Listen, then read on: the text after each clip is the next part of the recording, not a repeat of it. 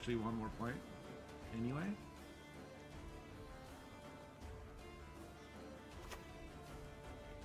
Have you met my lynx? Oh, hello. Okay, now Anses has to go front row.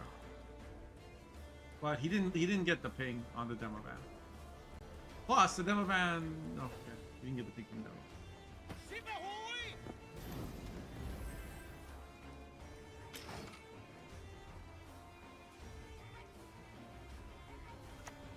Here comes Renfree's gang. Literally the last card in the deck is the other gang. Fitting to 0. Come forth, coward, and your own doom confront. Wait. Wait, wait, wait! Wait! Wait! Wait! Not your lucky day. Skeleton wins anyway! Oh my gosh! Wow. Okay. Well done. You believe? Dude hasn't played in a tournament since like Mosh Weekly 50. Just shows up. 3 homebrews. Casually in the finals. Casually wins game 1. Let's fucking go. Yeah, Echo never doubted. Oh, 50,000 points. Go to the Joker and 6 others. Let me see. Who all voted for who? I want to look. I want to see. Oh, I can't see. See details. Yes, most of the points was Joker. Sky Gallerio bet 20k on Ninja Pang and lost. The Joker bet 8,000 and won. Yeah. Rip by 20k. Ho ho, I sense trouble.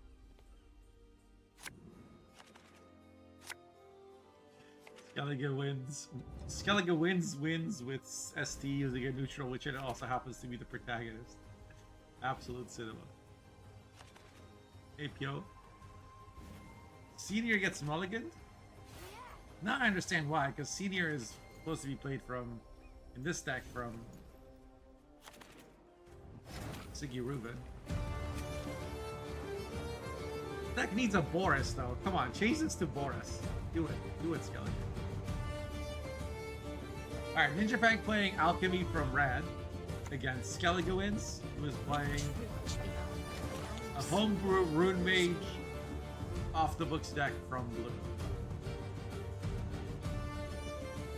Are there purifies in this deck?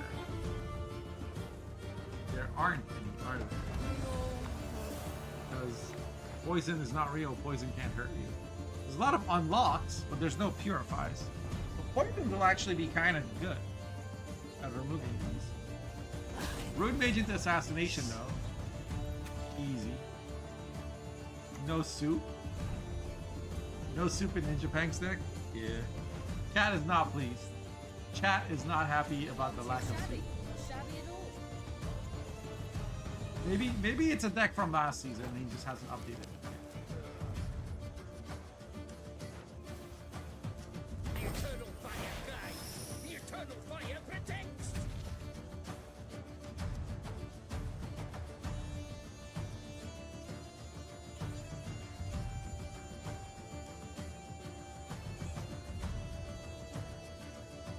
Wait, 270. What happened? Was there a gamma?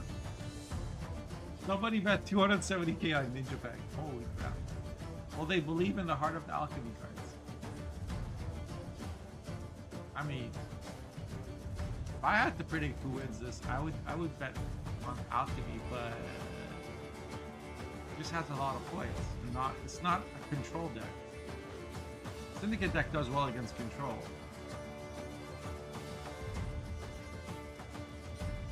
Anyone who bet on Ninja Pang will be getting permaban for enabling soupless deck building? I see.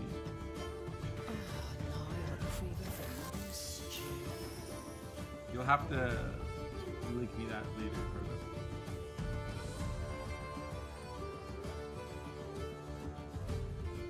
So this is kind of, wait, where did this come from? From a runestone. Wait, you play runestone and not soup? Come on, Ninja Pang. What is this? By denying penance, you confirm your guilt. Alright, we see a self-poison. For coins. Why? We have coins, we just don't have spare.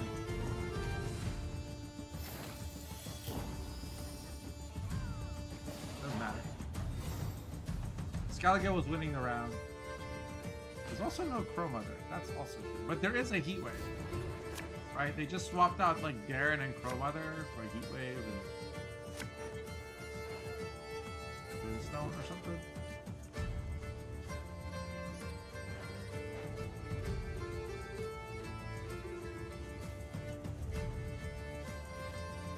Ale gets Mulligan because they're gonna play it with Outlaw Sage. Gwent gets Mulligan. There was already a duel in hand. Okay. So the question here is, if you're Skellige, do you bleed? And if so, how much? Right? Like, I don't think you're winning a long round when they have Heat Wave and Paired Troll with their Quick Turtle.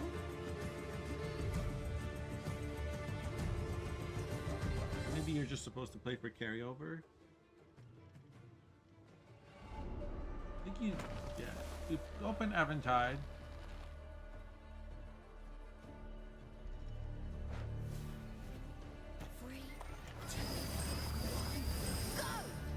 Urchins to 0. One Sesame in the graveyard.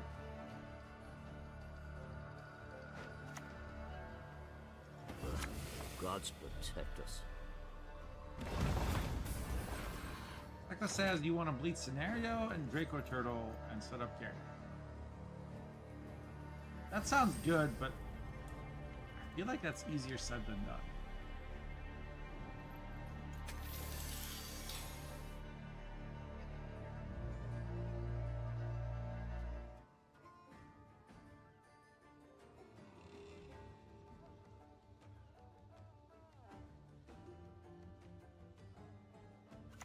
Ale is very strong. Best drown yourself with those damn nets. We carry over into terms of Crow Mother, that's true. There will be a Truffle and an Ale on the board. And a Draco Turtle. Not Draco, a Carrot Troll, rather. But he mulliganed one of the artifacts. And he still has, like, 2 in deck, so... maybe that was a mistake. What is today's lesson? Remains to be seen.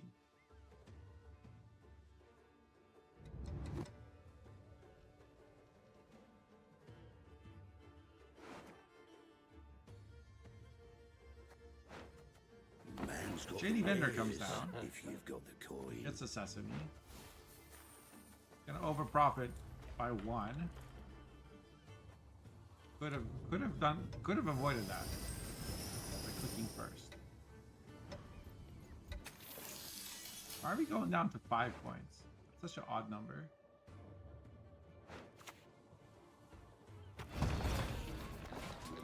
Man is an arrogant creature.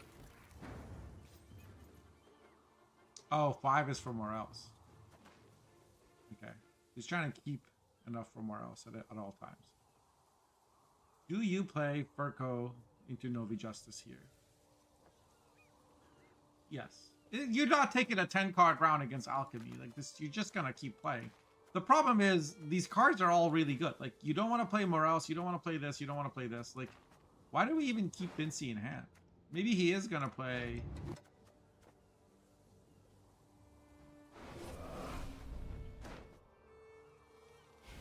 How's you doing business with you? Okay. Trafficker makes sense. Poisons are a hard. Yo, Cyprian Wiley. Cyprian Wiley Jr. Tourney's still happening. Noise. Irregular. Thank you. Don't diss it. It's actually kind of interesting.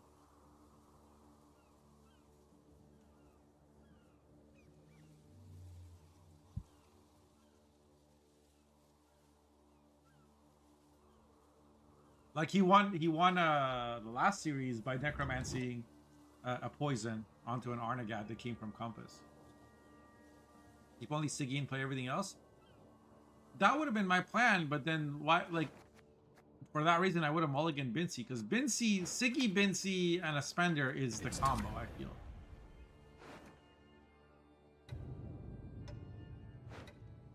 Oh, so this is Chinese Mana Breaker. Which one? This, the Bincy. Bincy, Siggy, Rune Mage.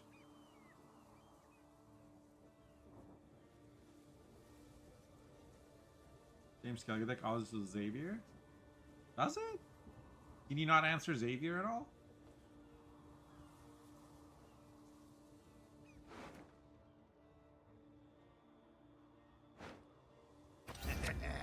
Now this is a knife. Did we overprofit? I want to say no.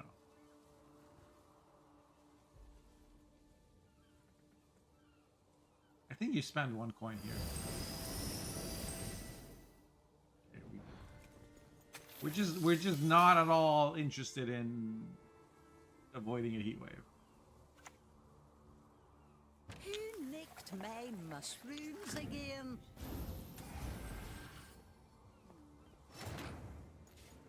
Are we morelsing that? You know we can.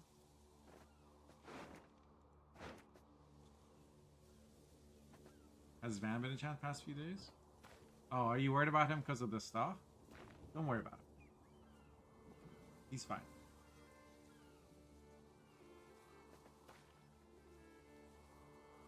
There have been like 300 casualties in a country of 70 million. I like his chances.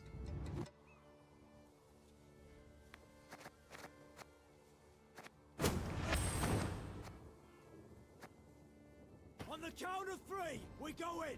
1. Righty.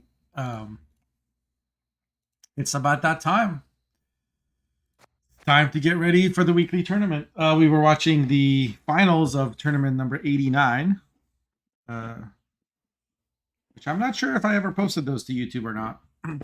In the past, when I tried to post tournament VODs to YouTube, they didn't get that many views. Like, people on YouTube, at least YouTube videos, not so much a live stream, but like for YouTube videos, people seem to like, the videos that do well are like, here's a deck. Like, the word deck has to be in the title.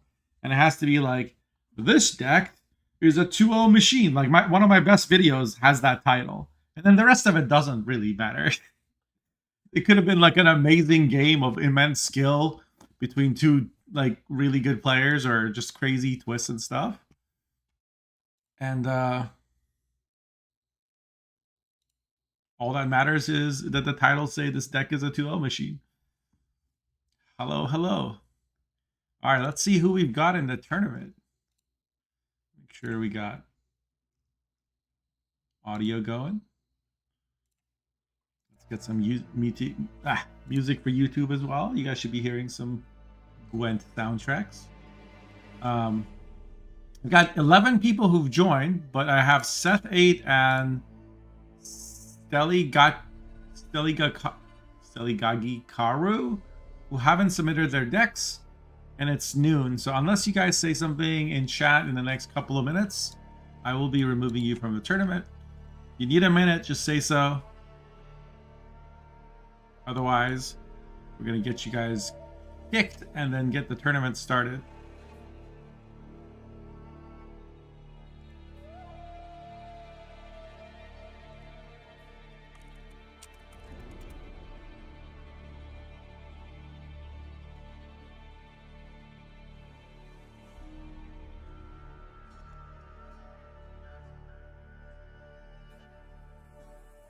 Okay, no response. So, as a reminder, you gotta have 4 decks, but there's only 1 ban, so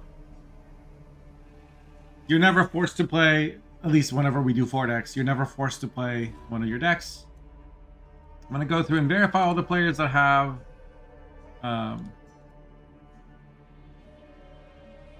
four factions. We had one rule as far as deck building goes, and it was no Witcher trio. And it looks like Ninja Pang has updated their lineup to not include Witcher Trio this time, so they're back, and we got 9 people again. 9 seems to be a very common number of participants we get, and that's okay because we get to see more of the games.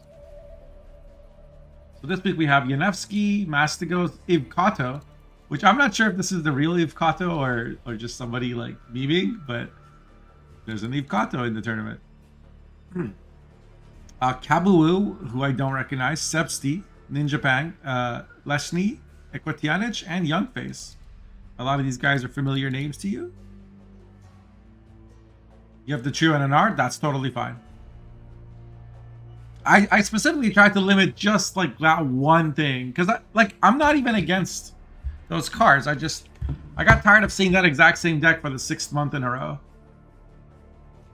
The rules say no Witcher Trio SK deck, so as long as it's not Skellige, you were fine. To me, at least the NR, like the NR version involving Cohen or whatever, is a little bit more interesting. It's got some engines that can be locked. Whereas the Skellige version is just pure point spam. Slash, like, we're not even bleed, win short round with Witcher Trio, kind of.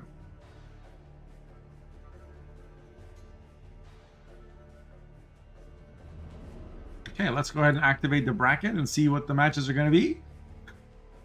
Congratulations to Lesney, Ekotianich, Kabuwu, Ninja Pang, Youngface, Mastigos, and Sepsian advancing to round 2. And in round 1, we're going to see Yanevsky versus Ivkato.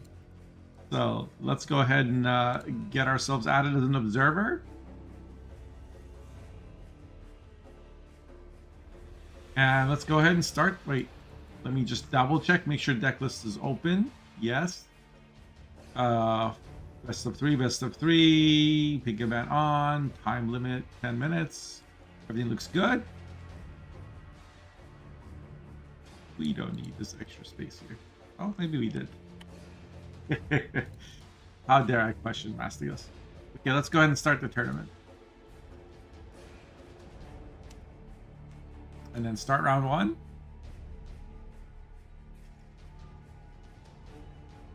Thanks again to everybody who participates in these. It's great fun and privilege to be casting them. And ooh, Mastigos is also going to be observing. Okay. Cool.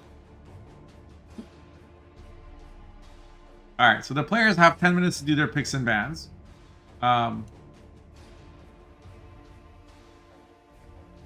going to look at their decks. So Yanevsky, this is their lineup. And then we got here Ivkato, their lineup. So here's Yanevsky's lineup. We have Gift, Force of Nature, or Nature's Gift. I don't know. It's the Symbiosis leader with Saskia, Forest Protector, Escol. This is the non-Devo version with Spring Equinox and Tempest. Simless, etc. This is pretty standard. Like the stuff that's notable is like these 3. Like these cards can sometimes be different in some variations of the deck, but the rest of the deck looks pretty standard. There is 1 Seer, and only 1 Hamadryad, and 1 Guardian, 1 Harvest also, not 2. That's also interesting. So I guess maybe they have to adapt the deck to fit some stuff in.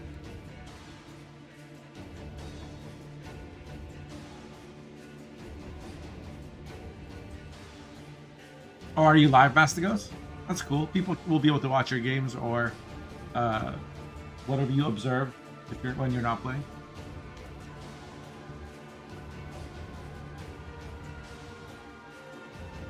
Let me quickly turn off this chili in here.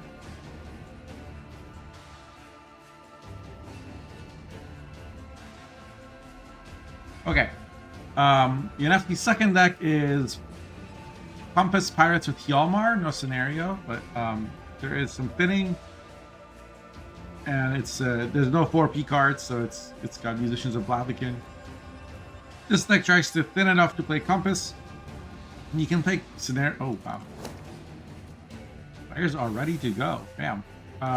Real quick, let's take a see if we can finish looking at these decks. We got Constructs NG with Yenvo and Albrecht.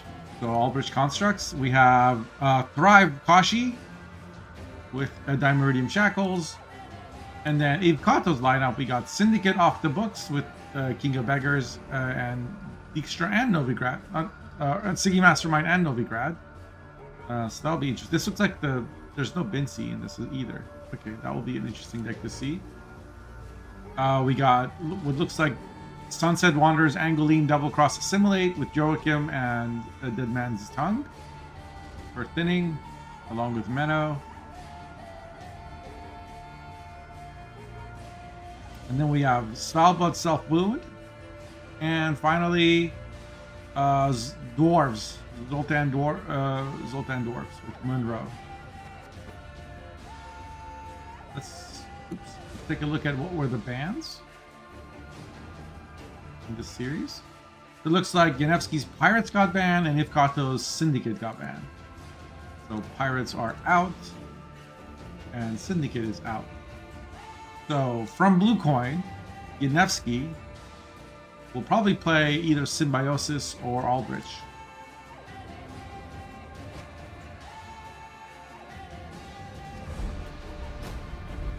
If any mods want to do Gambas, that would be very much appreciated. People have fun with those. Okay, so Yanevsky picks Kashi from Blue Coin, which makes sense. The rent-free version of this deck prefers Red Coin, I think, but the scenario version, I think, is happy to play from Blue because you just play scenario from Blue and it helps you thin, and it usually just wins the round fairly easily unless it's Heatwave. If Kato's Svalbard deck does not run Heatwave, usually you can't fit Heatwave in these decks anymore. It does run Oniromancy for thinning and Maxi for consistency. Sorry, Oniromancy and Maxi are the consistency in this deck. There's also a Wyvern Scale Shield, which can be a discard target on blue. Not sure how it'll be played. I guess it's carryover in round 1 on red. So right off the bat, we see One-Eyed Betsy get played. Highwayman gets put back in the deck. And Curse Scroll used to draw Scenario. What will be the card that's put back in the deck? Okay, the Wild Hunt Rider got put at the bottom. Interesting. It's also interesting to me that they didn't draw Oniromancy. Since the opponent doesn't have a squirrel... Oh no, they do. There is a squirrel. Okay, that's fine.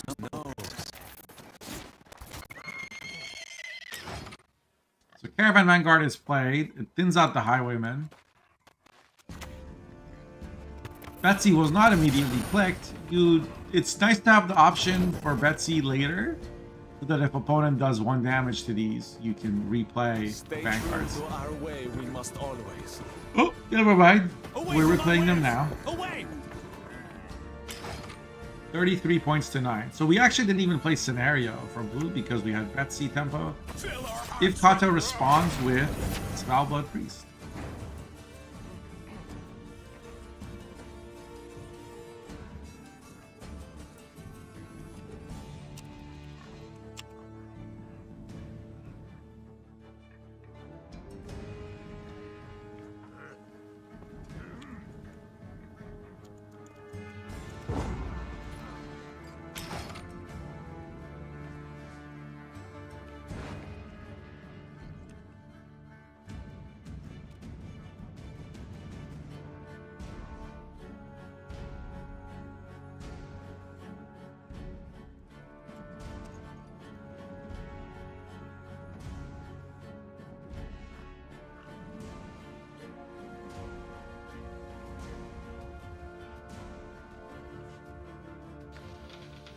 You need people like me. Thank you for the follow, Nindan. Welcome to the stream.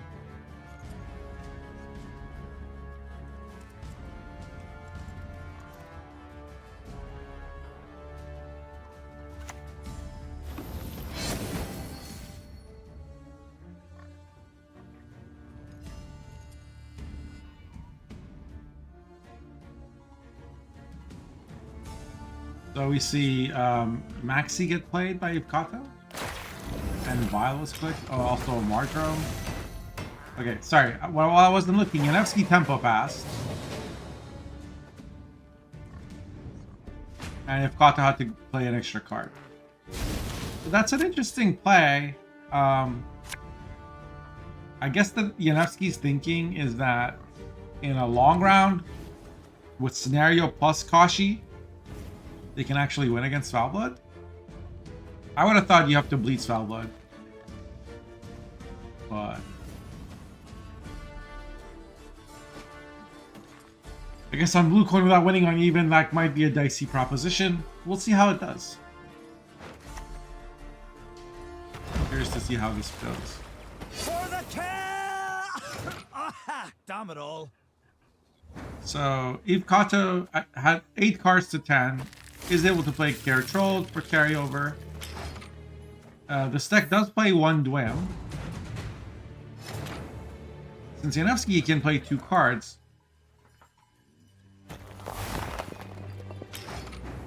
we could have seen a Heatwave, but they're just gonna save Heatwave for later. I do wonder about playing these 2 Thrive cards, because this is like, these cards are great in the long round. Because your opponent doesn't have a lot of like control to get rid of like 4 Thrives in 2 turns. 1 Man Trap also gets mulligan. No Aniro and no Caranthier. This is pretty awful for Yanevsky, who still doesn't draw the Caranthier. Are these just scissors? Oh boy. The open scenario gets instant verified. And that's that, I think. I don't see how Yanevsky recovers from this.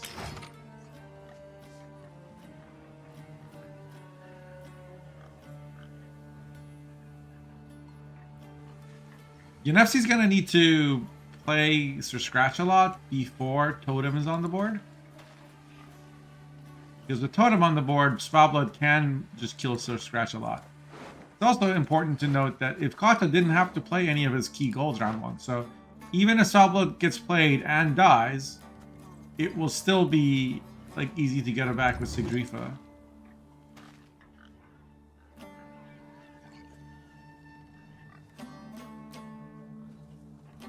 I think you just play Draco Turtle now.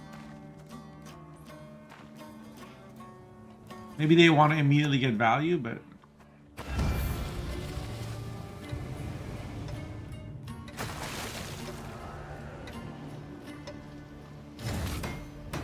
so 1 leader takes it to 7 power.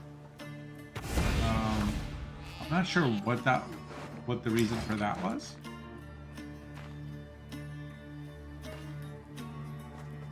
There's no muzzle in this deck. So Scratch Lot is played. It's a good time to play it. You have 3 Thrive units on the board.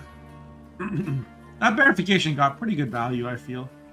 Like, this bear might even play for negative points, considering... Well, if Caranthier was in hand, bear might play for negative points. The Dimerdium Shackles is a nice tool for Yanevsky. Being able to lock, considering there's no Purify in hand, which means Onira will have to be used for one of these 2 cards rather than for Wildecon. But here it's Sigmund now. And this is where it gets interesting. Like, do you Heatwave something here, or... Looks like D-Shackles are used instead on the Sigmund.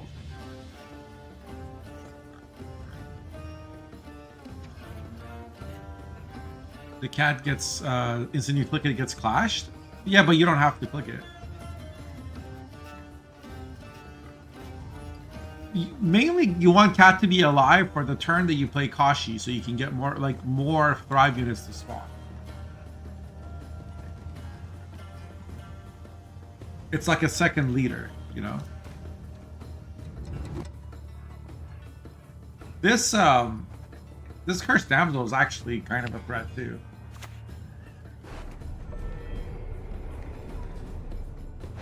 tech, there's going to be a Crow's Eye to purify Sigvold and boost it by 4.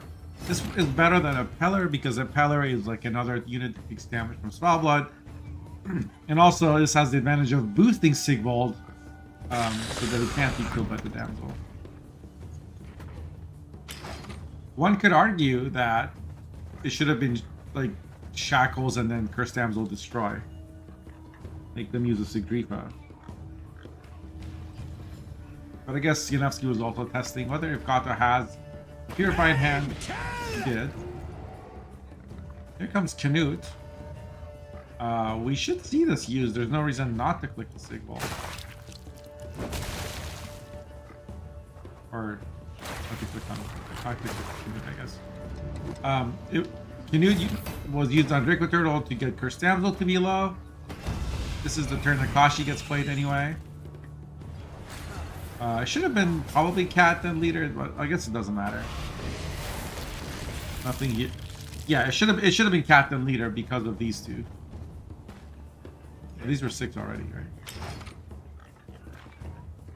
Okay, we're not clicking Cat. We're not clicking Cat. That way, if Svalblood is played now, it will proc the Thrive on Kashi. It also prevents Cat from getting killed by Canute or Care Trolled. Is this the turn where we see Totem played? I think this is an easy kill on the Kashi though. Like if the Kashi just gets murdered right like that. Magic is What's Yanevsky gonna do? blessing and progress.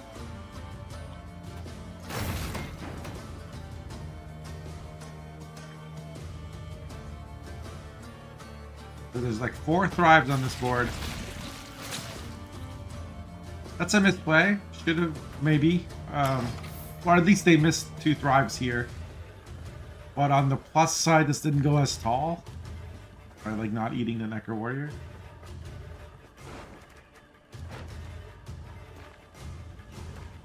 Yanevsky's Morn chart won't be super big. But there is no tall punish available for Ikata.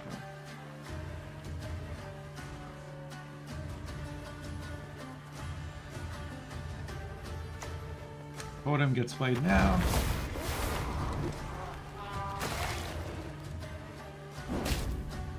And the Cursed Damsel finally gets killed.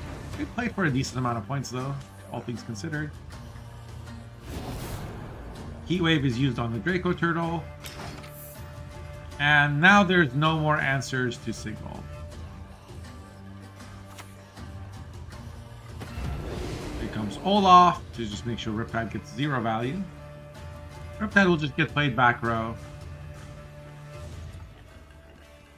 At this point, I think you just click Cat anyway. Just for the 2 points now.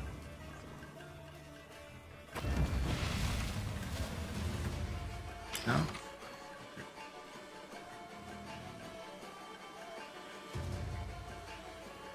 Like, what card do we think opponent's going to play that's going to proc our Thrive? When our Thrives are at 7 and 10.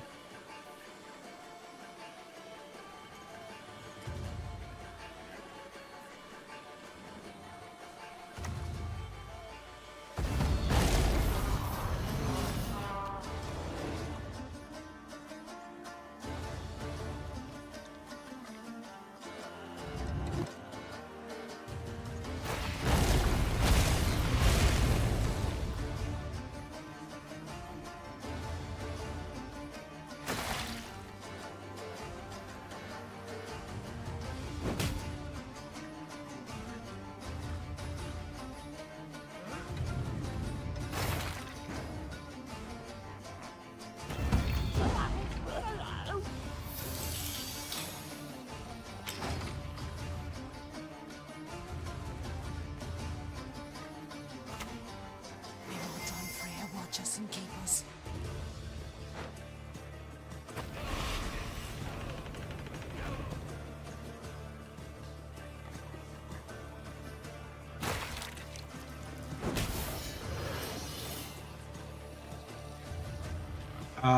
Is Olaf gonna die?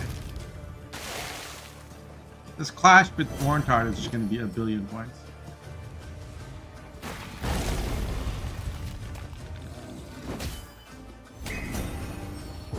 Yeah.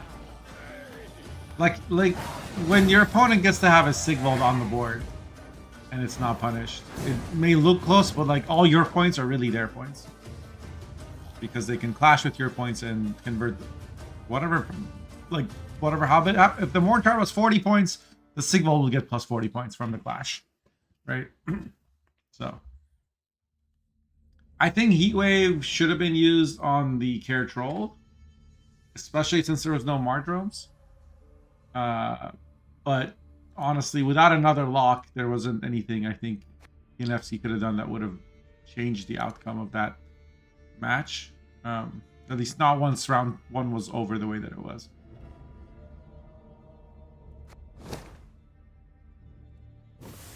So now we go to game 2.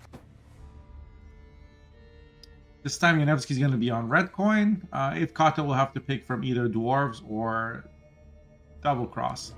And since Ivkato is blue coin, I'm gonna expect Valhakam Forge here rather than Assimilate. But what will Yanevsky pick? I want to say like we'll see Symbiosis. That seems like a very strong pick on red coin against either of these two decks.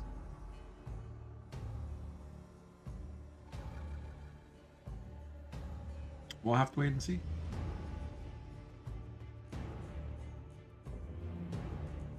What do you guys think?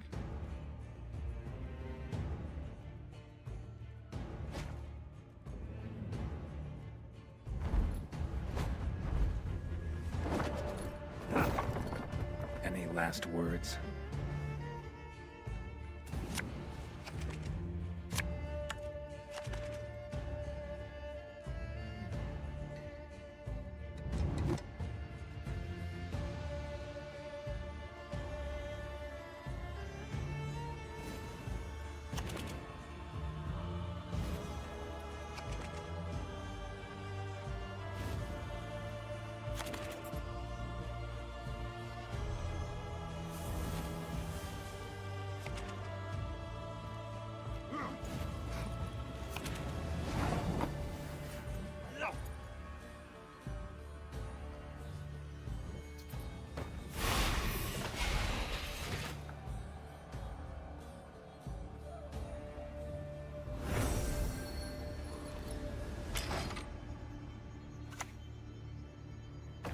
How did that For some incantation reason my go? YouTube chat's not showing.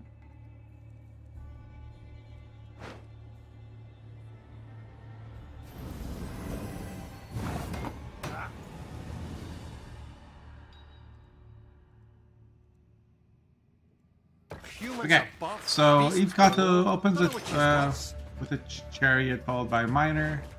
Meanwhile, Yanevsky is just doing the Albridge things. Yes? So from red coin, Yanevsky likes playing this Albridge constructs. That's interesting to me.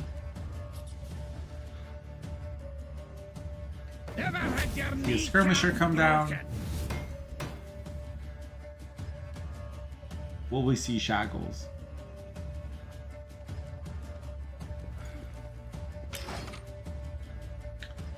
Since Ivkato plays Marauder, it makes sense to shackle the chariot. It's basically a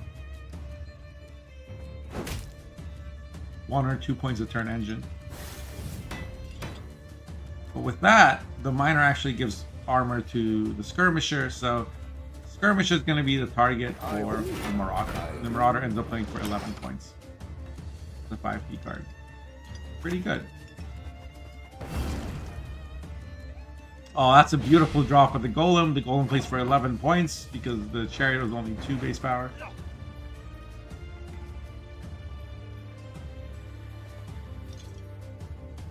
You see Mahakam Volunteers come out? 11 for 6. Where are you getting the 6 from? Not all battles need end in bloodshed. Oh, this. Yes, 11 for 6. True.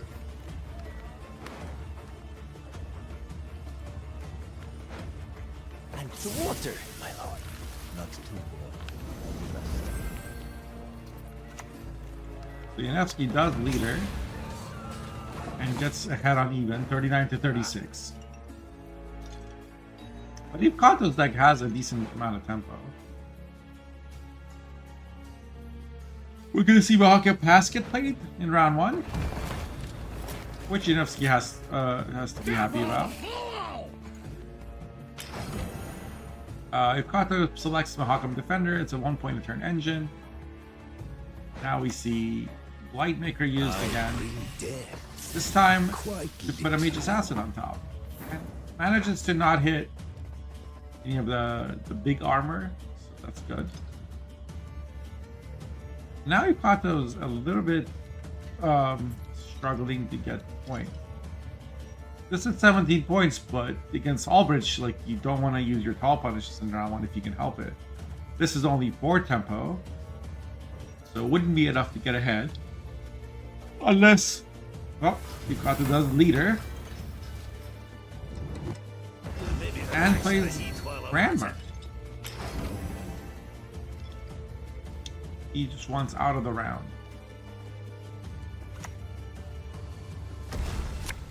You see Frenzied Dow for Yanevsky.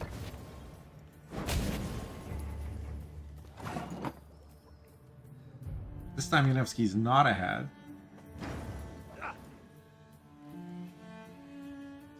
Kato might just take the pass here. Oh, he didn't lead it, sorry. He used the Mahakam Pass ability.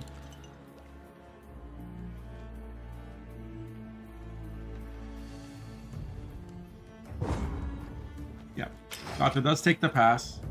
Oh, look at the art for this card. And, sorry, Yanevsky does play Yenbo and take the Skirmisher.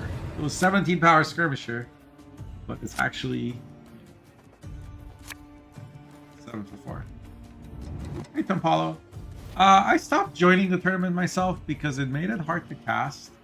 Like, it was a bit stressful to be in a tournament and also, like, pay attention to chat, do admin of the tournament. Like, if somebody had a problem while I'm in the middle of the game, like trying to reset stuff, it just became like unenjoyable. If somebody else like organizes the tournament and does all the admin one week, like I just get to play it without streaming it, I think it would be fun.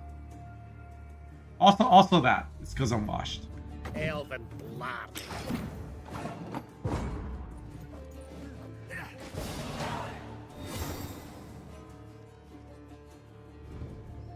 I do have a channel point reward for request to friendly, and people have in the past just requested a best of 3. Open deck list, whatever. And I've done those.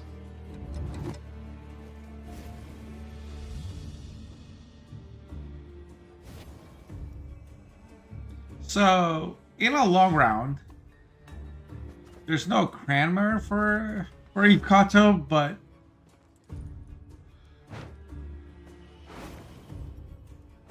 he does have Seamless into Double Backup Plan. He's got Zoltan Warrior and Monroe. A decent amount of like engine power. But while Yanevsky does have constructs to deal with it. So I'm actually not sure who is in a better position.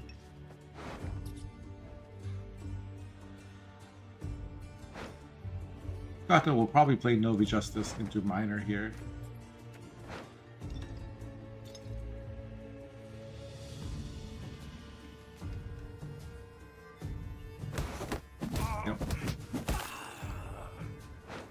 Because you want to play Zoltan before you play Monroe.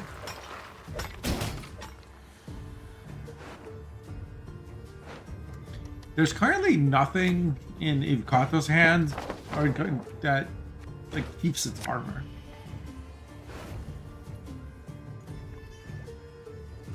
Other than Cleaver's Muscle. We see Menno Cohen get played. Or Battle Stations. It's gonna thin 2. And it ends up drawing Albridge as well. Of course, as you wish, The Bikovar Novice will put Albridge back in the deck. assume. Yep. This version of Albrecht doesn't play Dowager, so it ends up being less points. Unfortunately for Yanevsky, he also doesn't have Vilgefortz. So... yeah. He's actually not gonna get Albrecht out. Got a hearty hankering for Gwent. I'm not sure if putting Albrecht back was correct. Wait, what's he doing? Right, playmaker, yes. No good wine will come from here, not even compost. So a bit unlucky that Vilgefortz was like the bottom card in the deck. Not counting Albrecht. Because you want to like Vilgefortz your own card and pop this out. That's how deck works. Mosh is past his prime, Sag.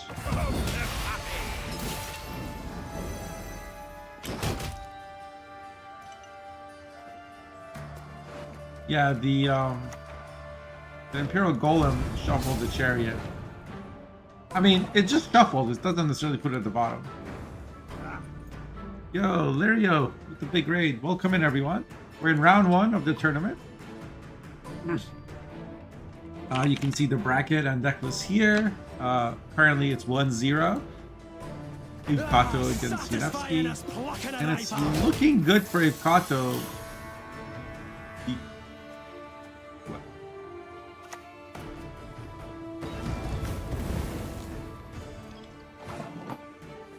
Maybe not. I'm actually not sure. Like, Albrecht and Vilgefortz were missed by Yanevsky. And Ivkato had Simless, but Ivkato had to play Cranmer to get out of round 1 and Mahakam Pass. So, it's kind of close. These constructs...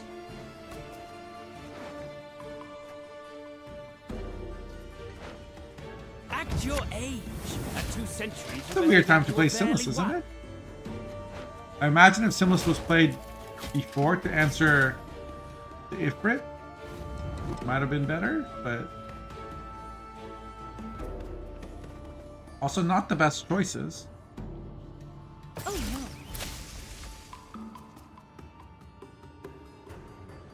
no. Like if Simless was played when Ifrit was played, like that's 4 damage plus 1.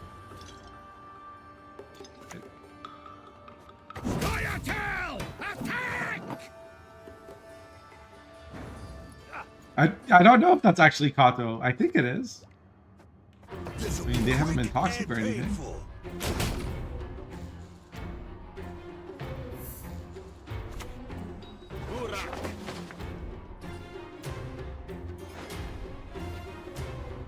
You baldy-faced baby.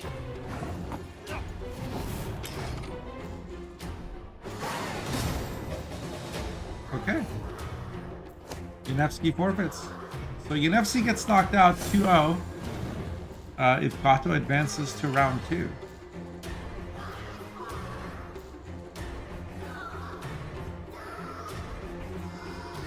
Interesting outcome.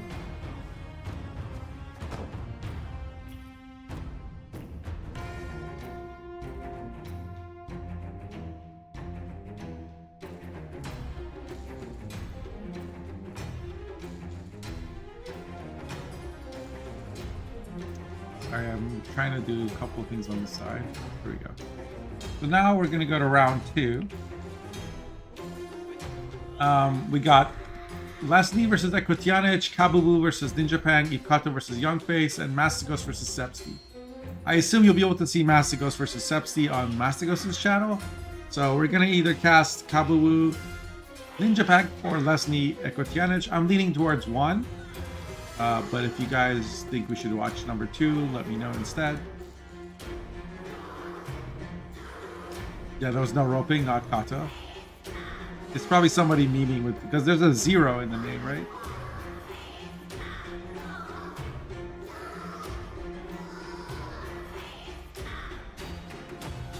Alright, looks like you guys want to see game number 1 as well. So, round 2. Leslie versus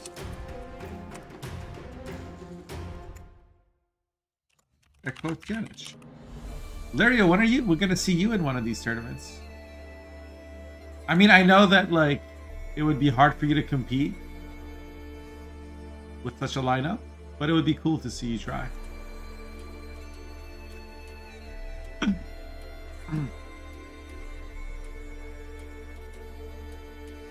I don't know if the time works for you or not, but if it does, we'd love to see you.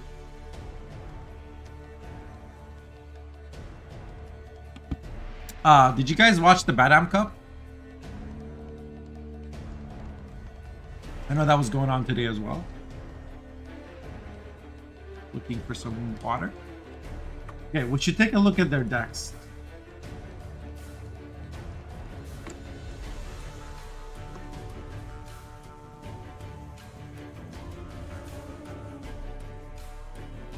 The Manta was the winner.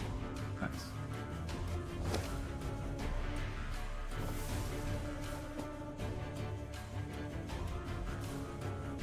Okay, so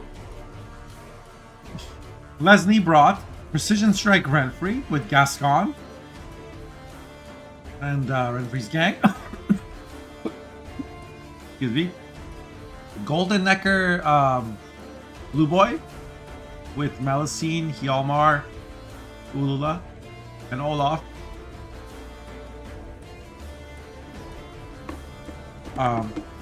Mid-range Fruits with Arendite and Pred Dive. This looks like a Shiniri deck. Just because of the Pred Dive. Yep, this looks exactly... I believe this is the Shiniri deck. Even one Wild Hunt Warrior.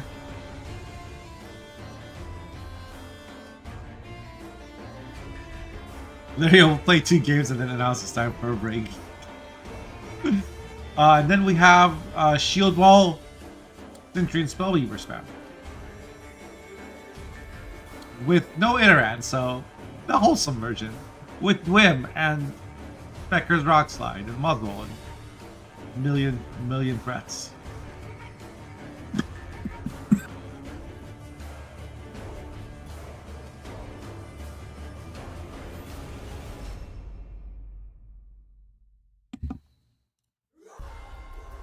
On the other side, we have Echo Tianich, who brought a similar Golden Necker Olaf deck. The Guerrilla Tactics double, or like Francesca Alder deck. Control the city. Congregate Golden Necker Fire Sword. And Golden Necker Arrakis Swarm. I actually played this deck last week on ladder. I did not have a good time. But I also didn't get to see Echo play it. In terms of the bans, excuse me, Sentry and Spellweavers was banned, as well as double Golden Necker, Scoia'tael. So, Lesney on blue coin opted for Fruits midrange, on red coin opted for Fruits Arendite deck, and then Echo on blue opted for Golden Necker Firesworn. This will be very interesting. Red Dive gets mulligan. It's probably not great in this matchup.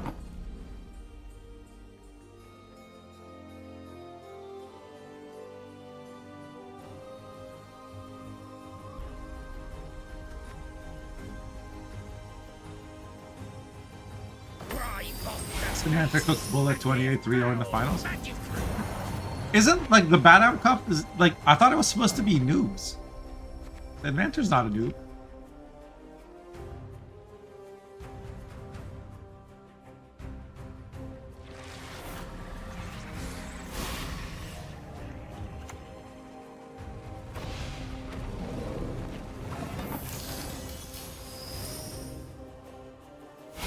Yes, you! Have you made your offering?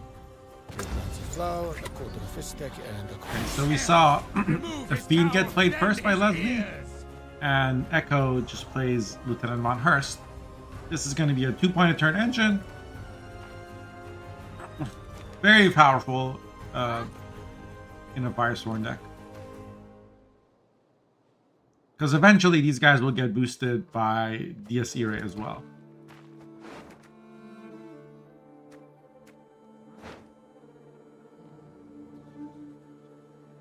I feel like this deck is carried by a few cards. Oh, there's even a Boris.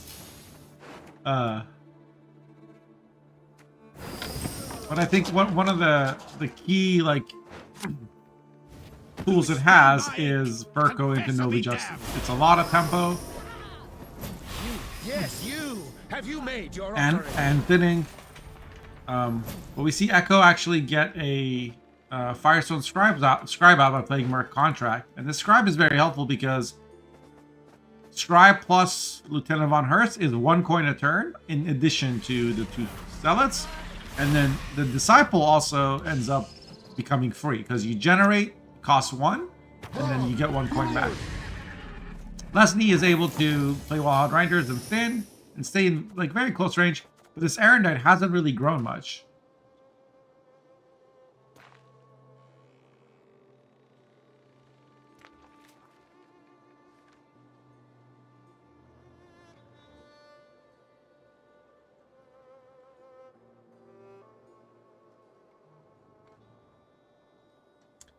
Yeah, I said, like, I watched so many tournaments where a match came down to this deck gets banned and I have to play this deck twice and against my opponent's lineup is terrible. Like, I feel like so much of Gwent has been decided by lineup bingo. Maybe I'm wrong. Like, I'm not a top tier tournament player. Well, in my tournament watching and casting experience, it seemed like matchup played too big a role. And so that's the main reason why I have made my tournament have 1 extra deck. So that you can't force someone to play the same deck twice. Like, you can narrow them down to 2 decks. Echo has a pass? Yeah, but I don't think Echo was ever taking the pass. Like, you want round control with this deck. It's a swarm deck. Swarm decks don't want to be forced into a short round. They have a terrible short round.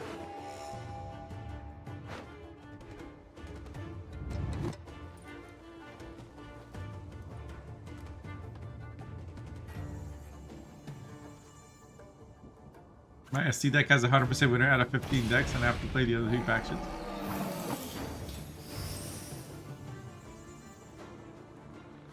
It would have to go down 2 part. Oh, you have a pass here. I thought your comment was when it was like a 1-point lead. Because at 7 cards, Echo had a 1-point lead before playing Boris.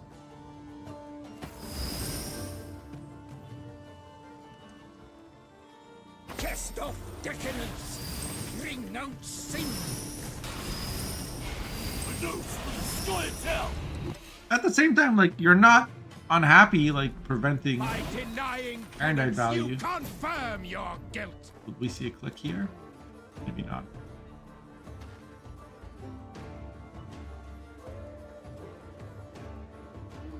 Boris has gotten some good value. I guess you don't want to do the click right now in case you need to spend for Boris' sake. Leslie plays Imlerith, and he's gonna put Pugo in the graveyard.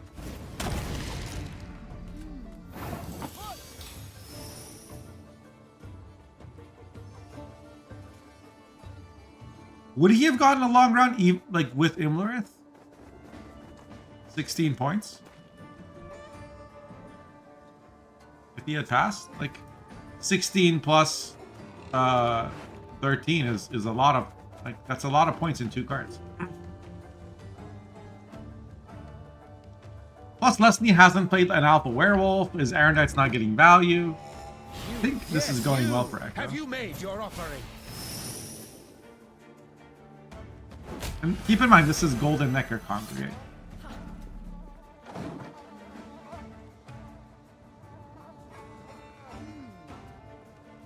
So he can create a Gregory with Damnation, but it has to be used on a 10 power unit.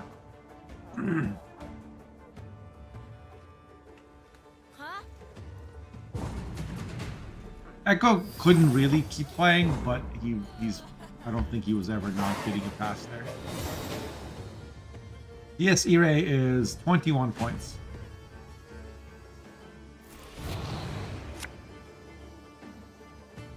Hey Poria, if you want the decks that you're seeing right now, you're in the tournament.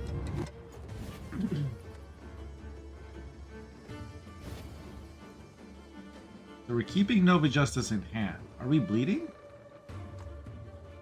Or are we just gonna mulligan it next round?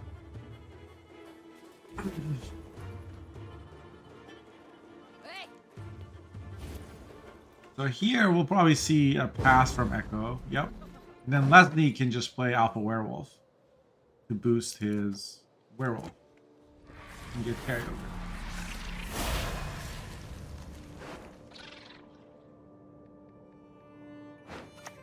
Hey Shivers, how's it going?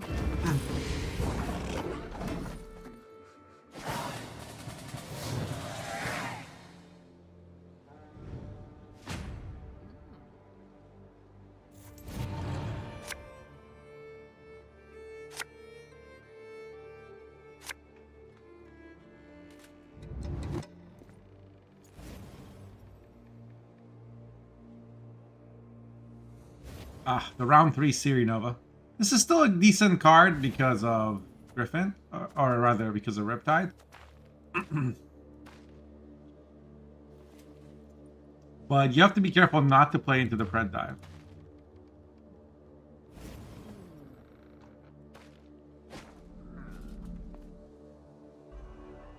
It shouldn't be too hard for this deck, but I think we're just going to see Furco into Chorus Blacksmith as the opener. Echo missed Bank and Golden Necker. He's gonna have to try and get one or the other using Excommunication.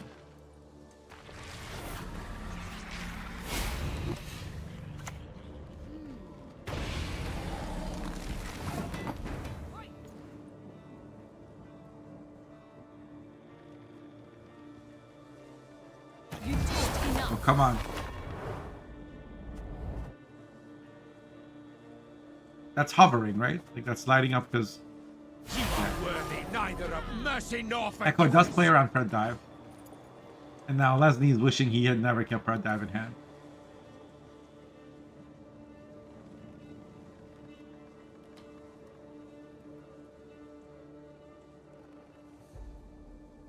He could play Wildhunt Warrior now, remove the token, and then spawn a Turn of Frost to get rid of the shield so Riptide can be played.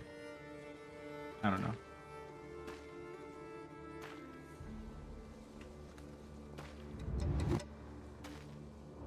Then again, this is also your werewolf target, probably.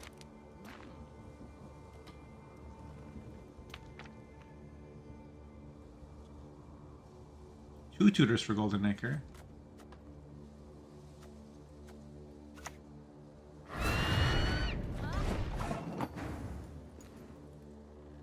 Bank is a crime, and Golden Acre Bounty is broken.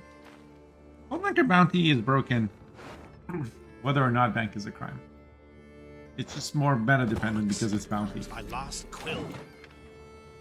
It's probably not great in a meta of like lots of symbiosis and shackles, alchemy, and like swarm elves and whatnot.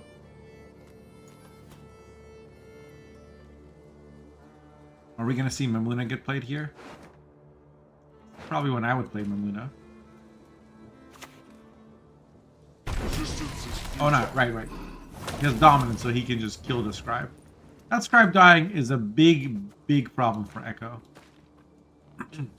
That scribe was gonna get so much value, and now there's no way to get it back without using Damnation on Siri Nova.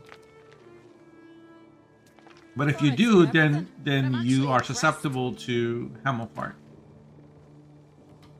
I don't often praise, but damn, that was praiseworthy indeed. Okay, so now we see a Fallen Knight come out. You could argue that the Seer Nova, having been on the back row, would have prevented the Scribe dying there. And that's getting bigger. It can be used right now. Echo also didn't have any leader charges left because he had to play around Pred Dive, and he used 2 leaders round 1. Probably for Boris value.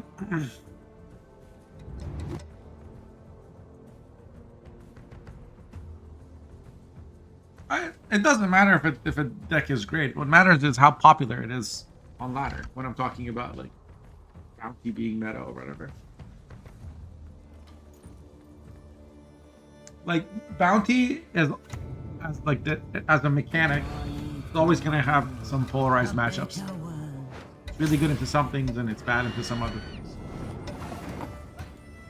So here we see Mamuna get played rather than answering the Fallen Knight, and this should be Noble Justice. Yeah. Because you need protection from Riptide here for after you kill the Siri Nova.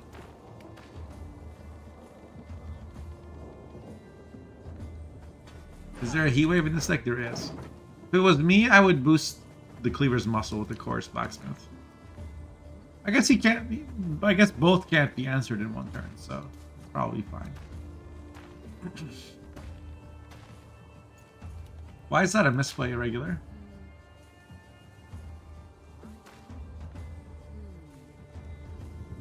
What Echo wants to do is Damnation the Siri Nova to get a Hamelfart to get his scribes back.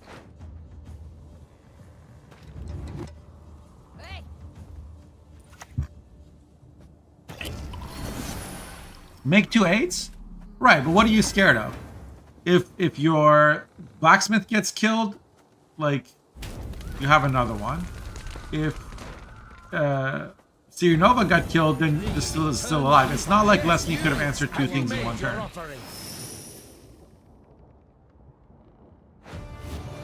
So here we see Hamelfart come down.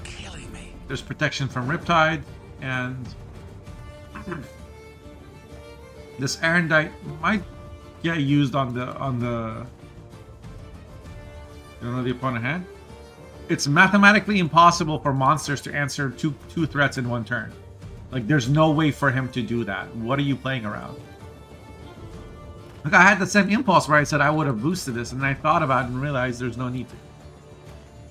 And Congregate, like, coins are at a premium, so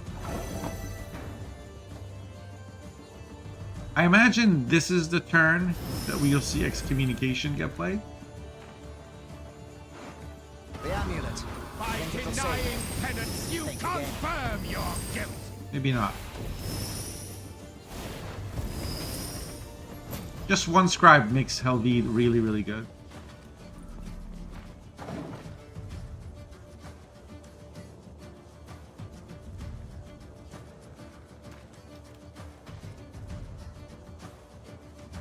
It also empowers Serquan in case something has to be dealt with. Stops the... Well, Erendite's not an issue anymore.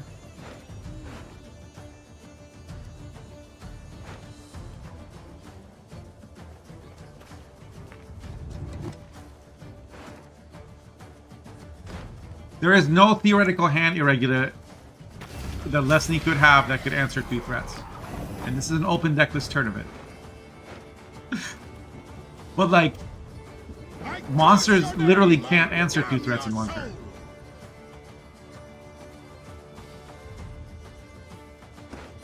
Like, what combination of cards could have been played that... Yeah, exactly. Like, if you answer the 8, the next turn you just boost it. Like, it's not an issue. Well, we're talking about Syndicate. Yes, you. Have you made your offering?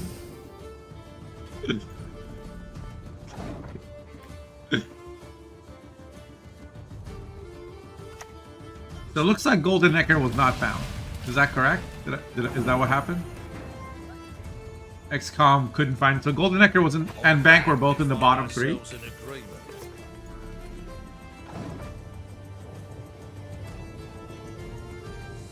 Why wait? Because coins are important in this. Like, with this leader, you don't have coins willy-nilly.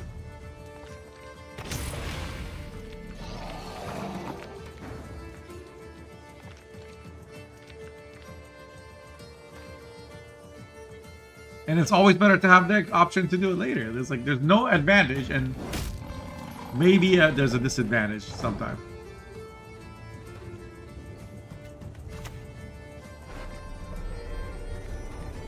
Last card Egard? No. It's gonna be Eskel for the 23-point play. Will this be enough points? No, it is. It's gonna be a tie. Oh my god, we're gonna get to see this again.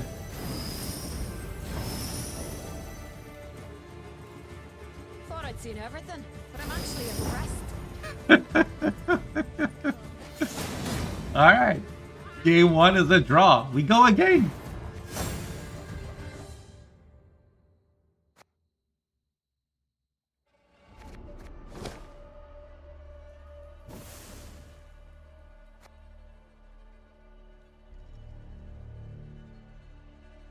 Like, this idea of...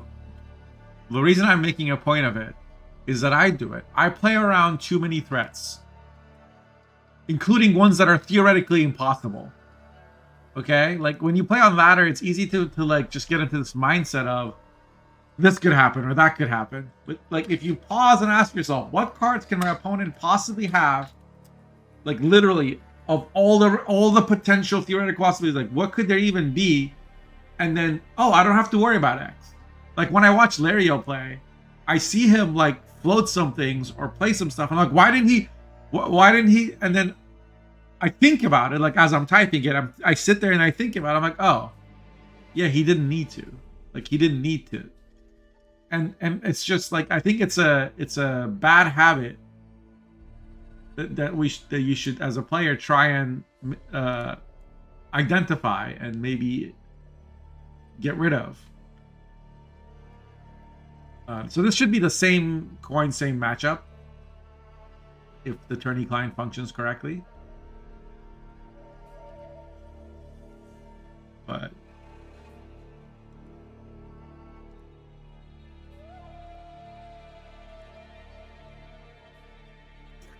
all right, good luck.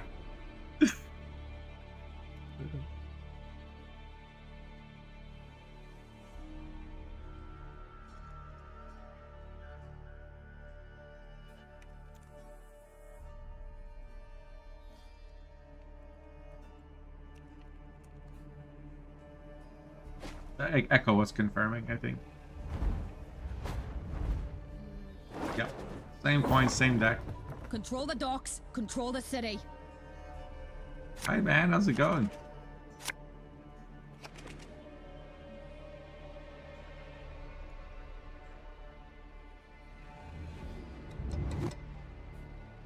Okay, so this time Leslie has the Eagern in hand.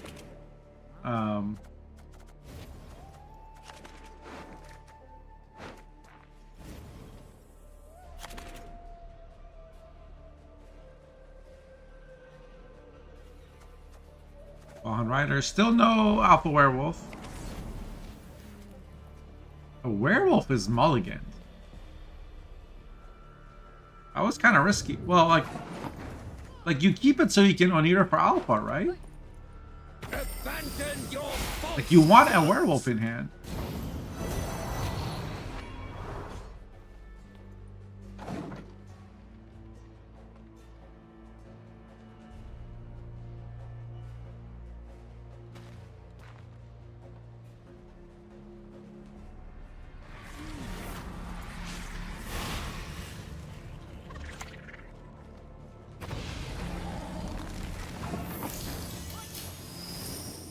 Same opening as last time so far.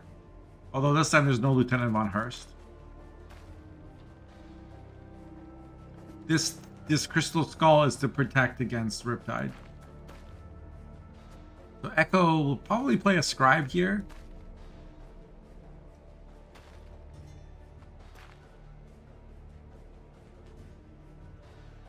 Now, where's that Saurus?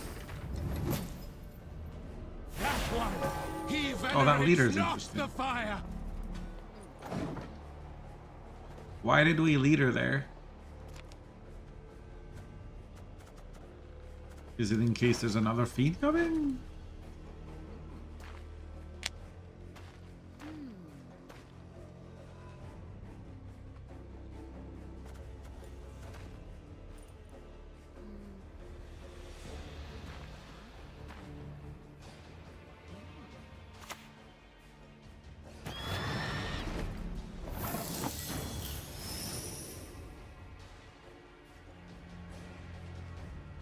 There's no point of view for both.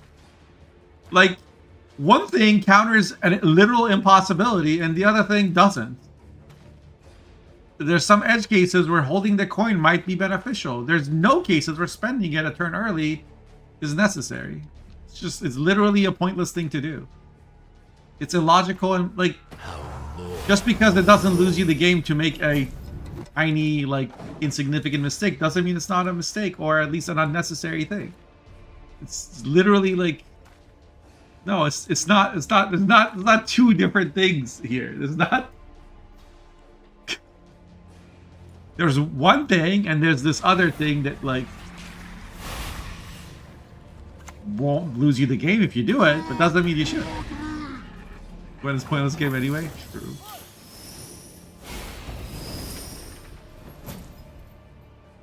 So, Fallen Knight is currently at 3. You will answer my questions. Yes, you. Have you made Echo's your gonna offering? take it to 11, it looks like. That one. He venerates not the fire.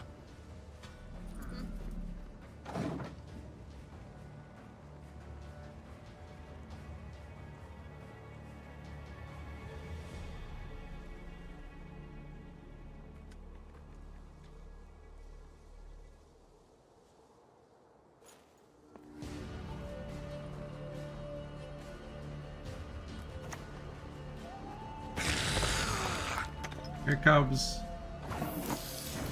Natural Warrior. Neither of Leslie is mercy just nor like forgiveness. forcing Echo to use stuff without committing much. Now, he's sacrificing erendite value by doing this.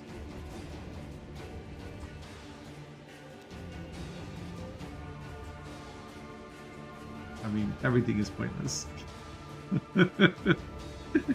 What will Echo do here? I could see DS Irae just getting played.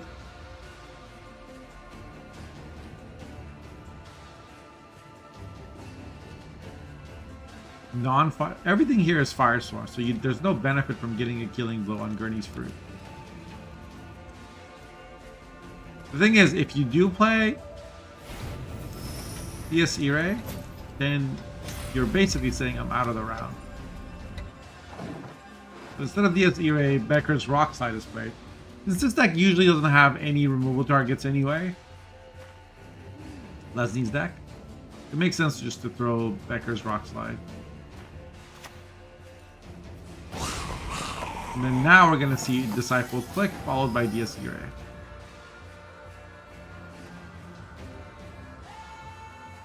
We might see Zerquan, but I think that would be a mistake.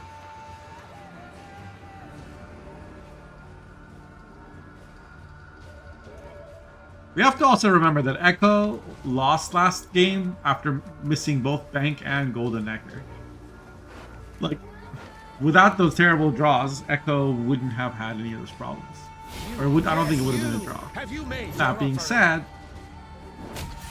there was also no Egern for Leslie last game.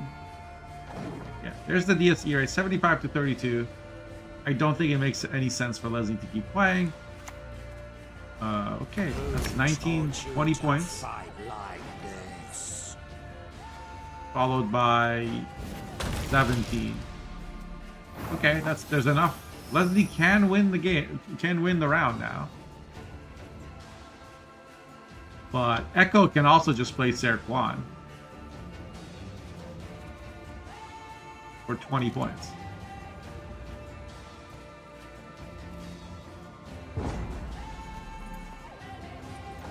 But he's happy to, I guess, let Osro get played?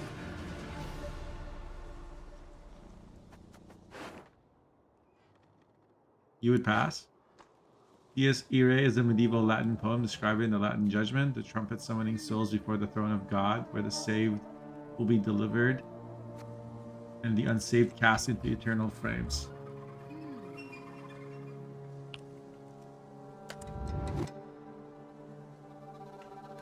Usually part of a mass as a musical work.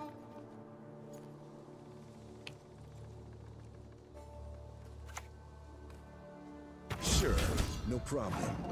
Dave with the musical scholarship.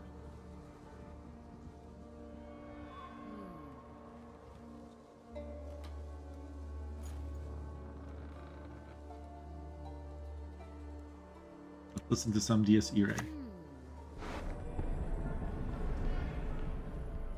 To serve the flame is not a choice, it is a calling. Every spark is a whisper of destiny. Every blaze a sermon. I cleanse, I burn, I believe.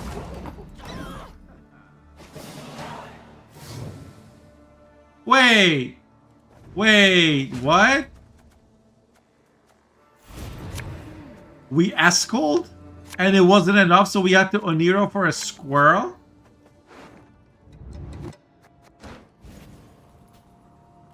Yo! Young left. Maybe they got DC'd. Manhunt.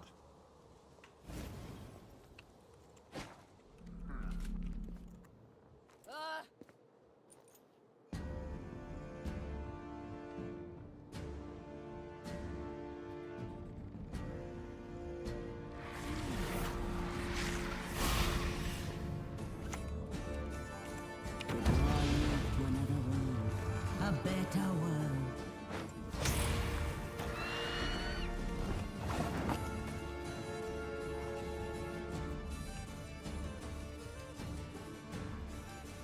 Don't make me laugh. So Mamuna comes down. Remove his cowl. Theory and Nova his is the ear. answer. This might get Heatwave. This is why I think Sir Kwan was correct. I mean, I don't know. You have an extra card. So Echo might be okay, but... Hey.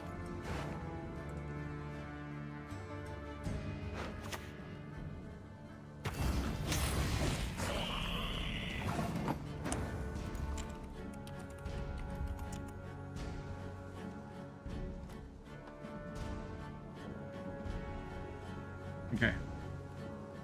Repo is young face, so it sounds like the game bugged out, and I may need to reset it for you guys. So that's what I'm gonna do. Cancel your game.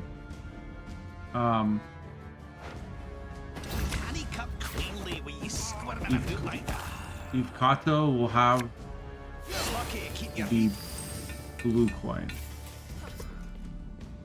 Yeah. I'm gonna reset it and restore it to how it was. So redo the same bands, please.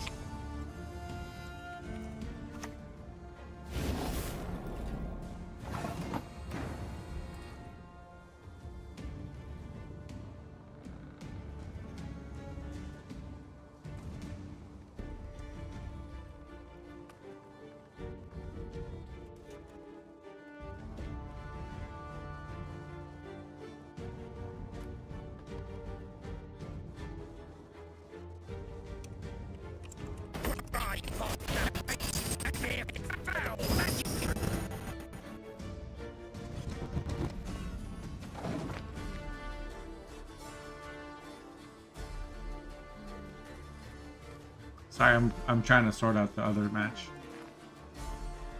Looks like Siri did get Heatwave. Novi Justice was played. Survivor System. Okay, that's what I thought. Okay, so you guys should get an invite now. And Ibkato should get blue coin. You shall be renounced by kin, condemned by your children. Good luck.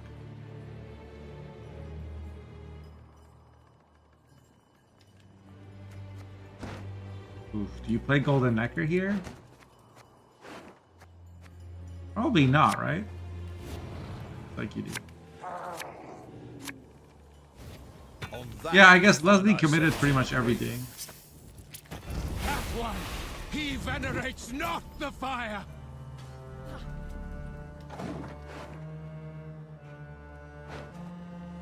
But Echo also doesn't have any leader charges.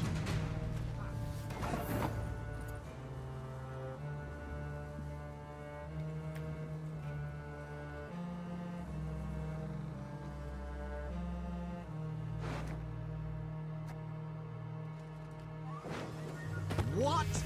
3 more copies?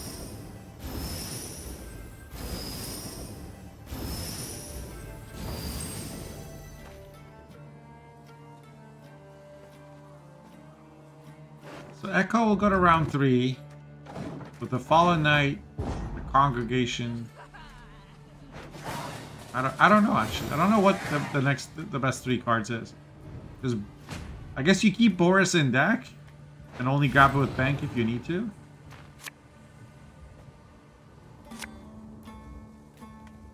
Huh?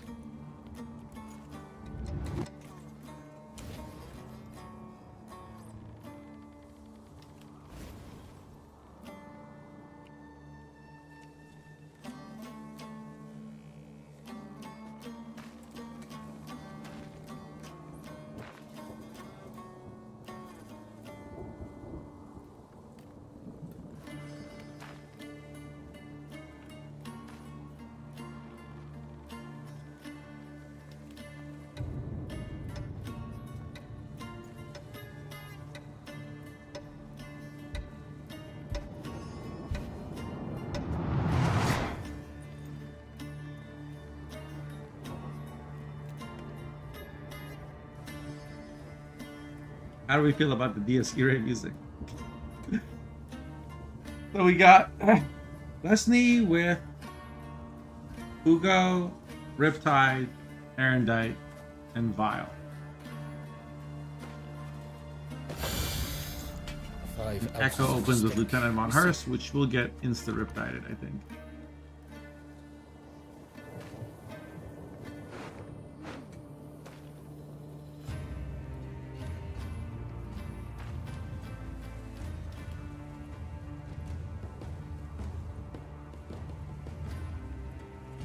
You thought it was Lord of the Rings music?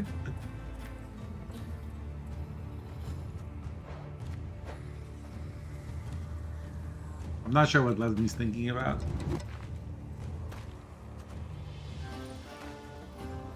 This is like the world's most obvious Riptide to me.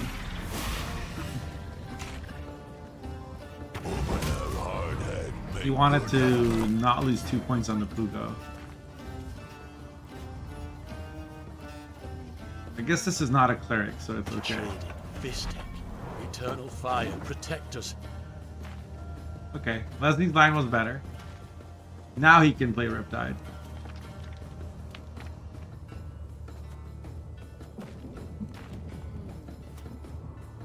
Or he could Erendite the Fallen Knight.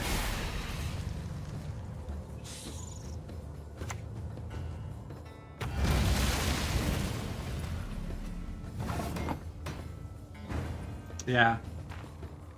I think Echo should have played, in hindsight, I think Echo should have played Sarah Kwan in round 1. You, yes, you! Have you made your offering?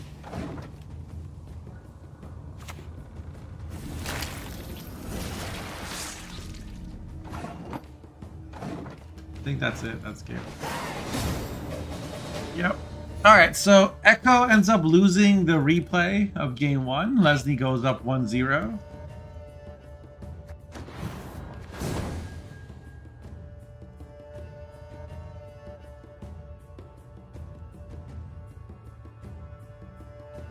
Intensing intensifies. Oh, that's the wrong series I'm in.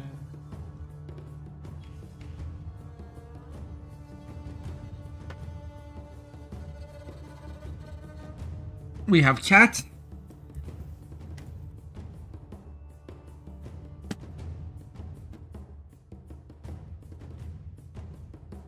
Behold.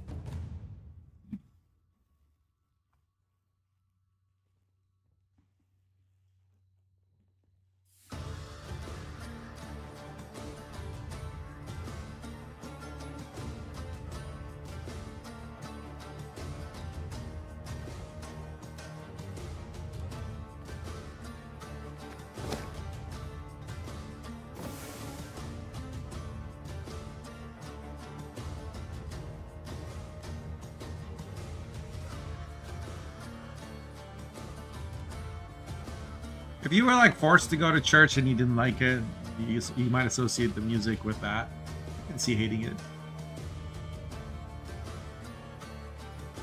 So, what will Echo play from Red Coin? Is Golden Necker Swarm, Golden Necker Fire Swarm, or Sign Ritual? Lesney will have to play Golden Necker Ursine or Renfree Precision Strike. From blue, I suspect it's going to be Strawblood. Or rather, sorry, Ursine. Golden Nectar Ursine.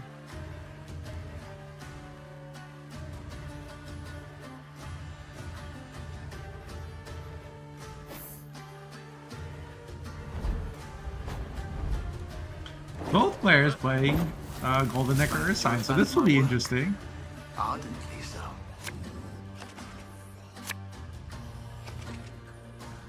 As far as differences between their decks,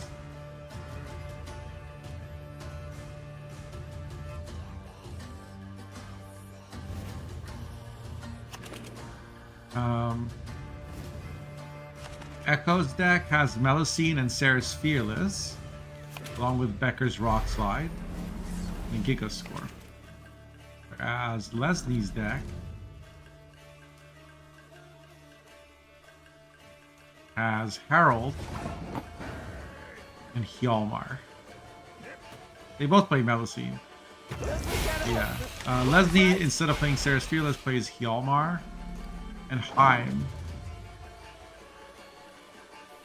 Echo does not play Heim. Echo plays Build the Carl. Giga Scorp and Hamic Luminica. So it will be very interesting to see. Oh, they both play Harold. My bad.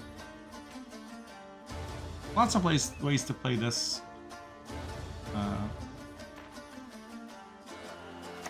This archetype at the moment. Olaf comes down to basically counter Harold's spells.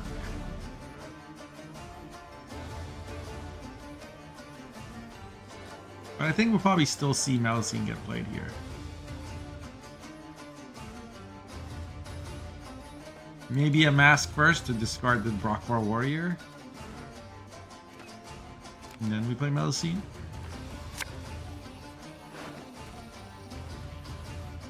Is this the only artifact?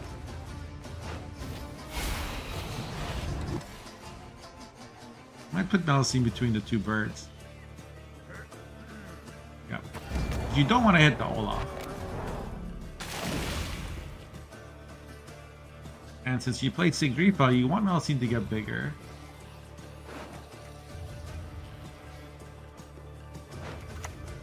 So Echo is going to play his Herald. At some point, we're going to see a potential chain reaction between Herald's pals.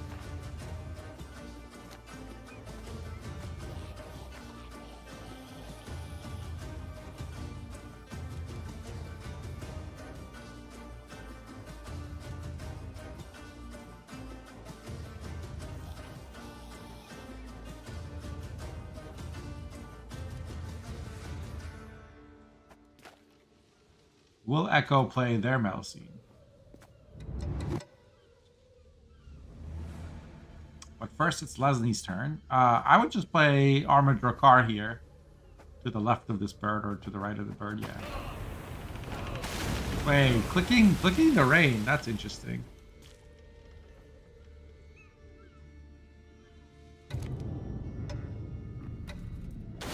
Especially since you can't refresh this. But that Herald Pal hitting the Drakkar was actually kind of good for Leslie. No, it wasn't, because they had armor that was... And here comes Melusine, gonna work on Olaf and this Pal. Along with Harold Houndsnout.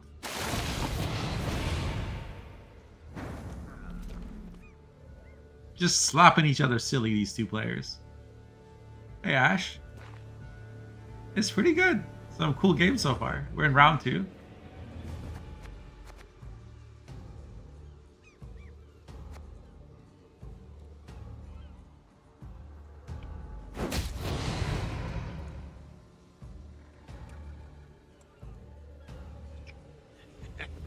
Cutting job you did there.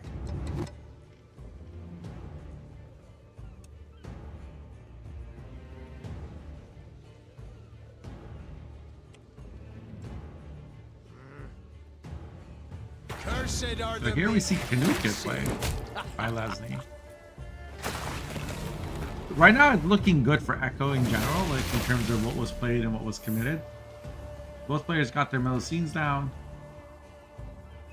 But this Melusine's actually 1 power.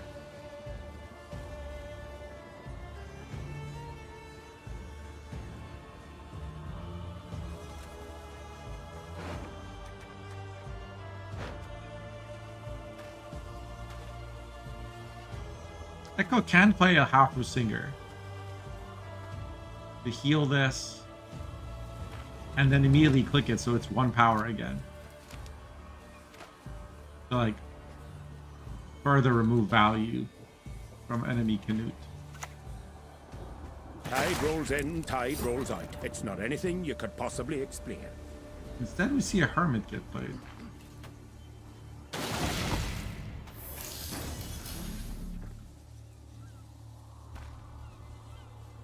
I guess Echo didn't want to rain on this armor.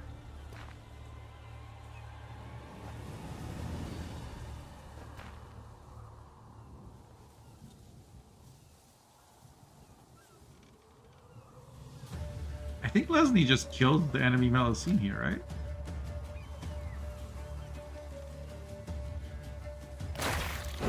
Yeah.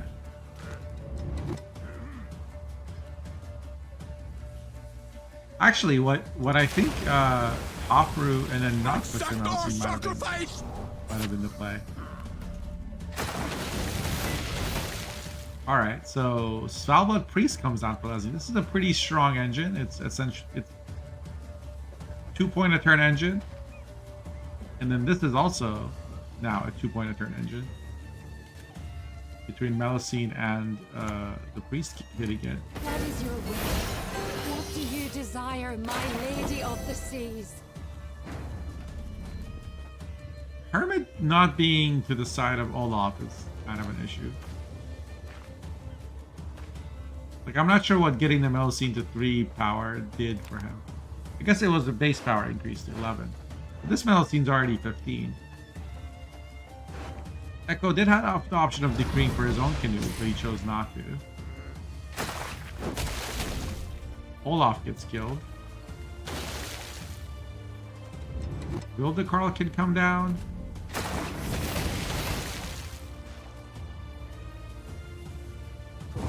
The only kind of reasonable amount of tempo possible.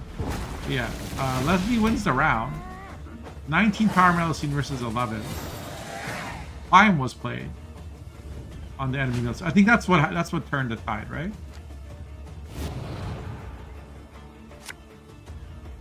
I got a little distracted there.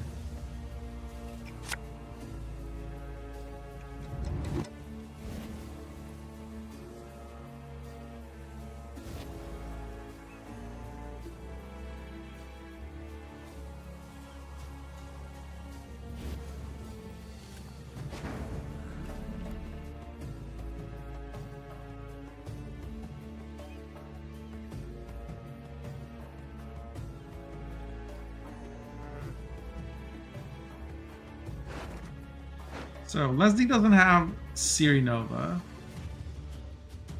I don't know if we'll see a bleed. Okay, we do. Archaea is played. There is a decoction in this deck.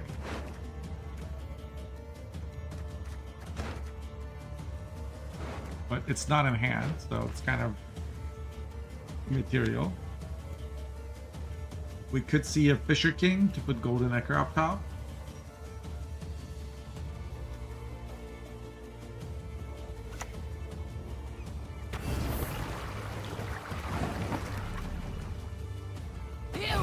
You could kiss my pale heart.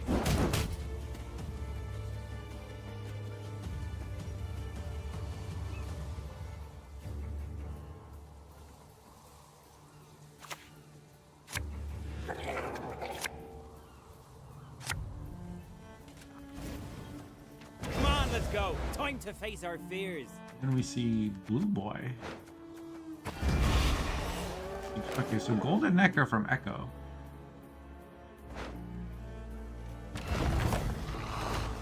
Go ahead. Stare at me stump again soon. I guess the spread of Ulula was too much.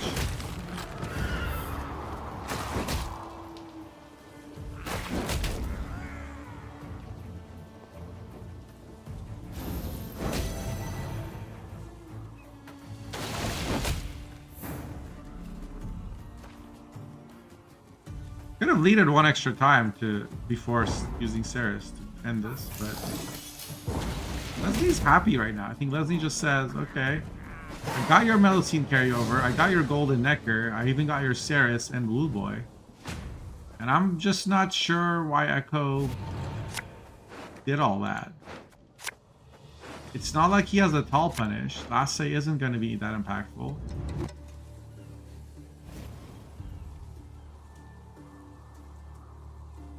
I'm a little bit lost. There's no like Queen's Guards in this deck for Flaminica. Meanwhile, there's a Hjalmar, there's a Sigrifa, there's like a Golden Necker. I think Echo may have misplayed that lead defense a bit. Of course, he didn't know what he was going to get from Golden Necker. I don't think he would have played it if he was getting all those cards. Like, he was probably hoping for Rock Slide and Giga Score, right? But he unfortunately got the Grifa, which went very badly for him because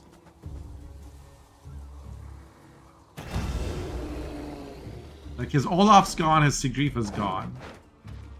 Opponent has both.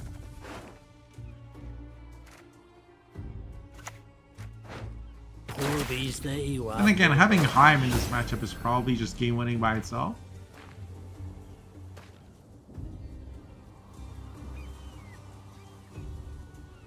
But still.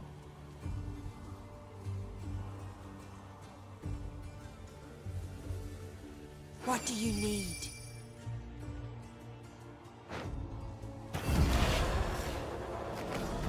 Yeah, you for Melocene. Like, what do you do as Echo?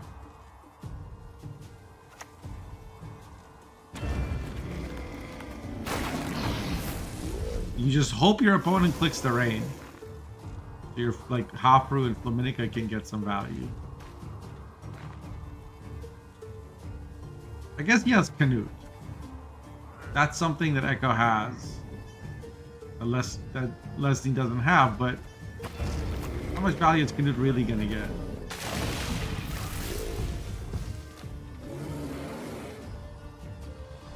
I'm not even sure if clicking rain would be bad for Leslie anymore.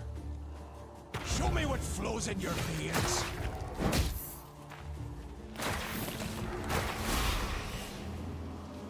Even has 4 leader charges for his Blue Boy.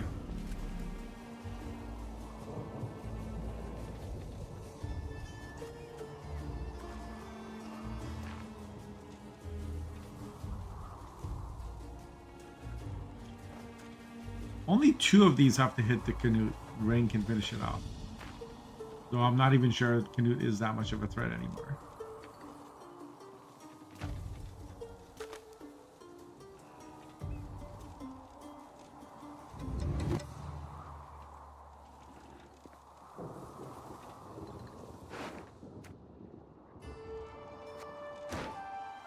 There's Hjalmar. Hjalmar on a 6. Hjalmar on faith coming for you. Just takes care of the Canute rather than the Champion of Spellblood.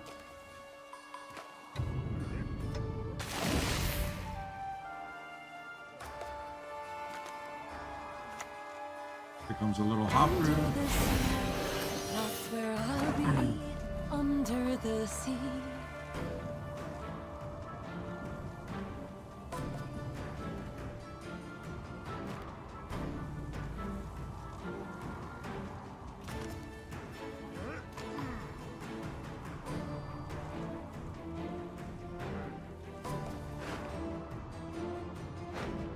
Golden Necker is not going to be super impactful. There's nothing big left here, but it's still going to be like more points than a normal card.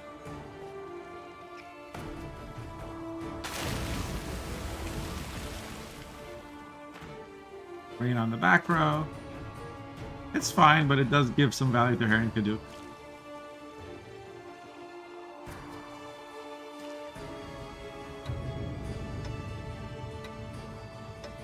Leslie's kind of struggling. Let us put our steel to the test. To decide what to play. Ends up playing the Marauder.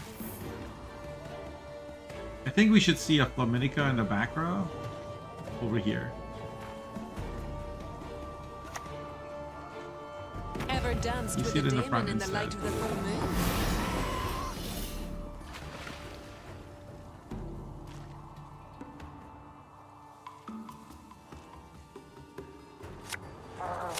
comes Golden Necker for Dublin Berserker. That's 3 hours. Royal Decree. That's pinprick. That's what?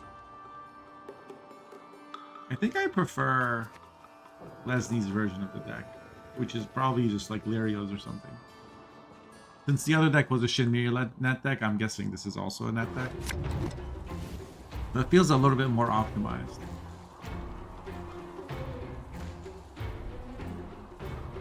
Or more defensive. Whereas Echo's deck seems to be a bit more greedy, maybe, or ambitious, I guess. I'll cleave you in two. These might actually die. Yep, the Hoffer dies. And I mean, that's the only engine value that Echo had. Now that's gone. Echo just forfeits. So, wait. I think the score on the screen is wrong.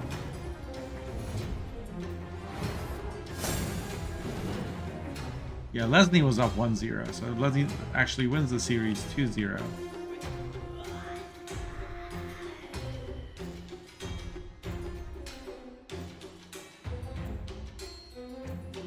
What was the result of your series, Youngface and Manhunt? Okay. What deck did you play in your second game? NG versus MO, thank you. I'm in the wrong game.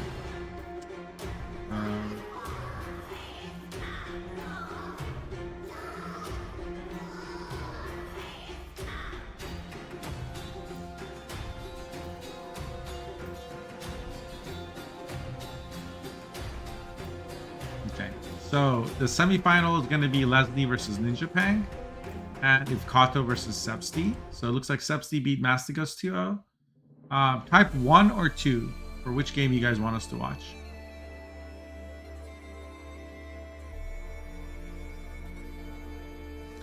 Lucas Mura Gomez on YouTube is asking, is there a requirement to join the tournament? No. Anybody's welcome to join.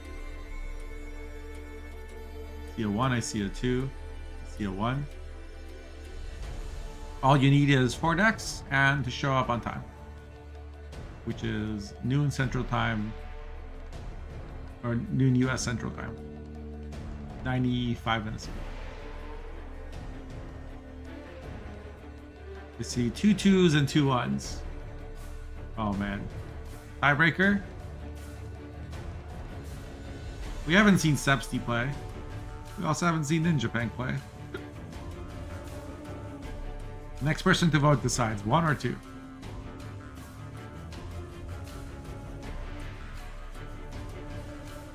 Quick, before the players do their bans in queue. Alright, 2 it is.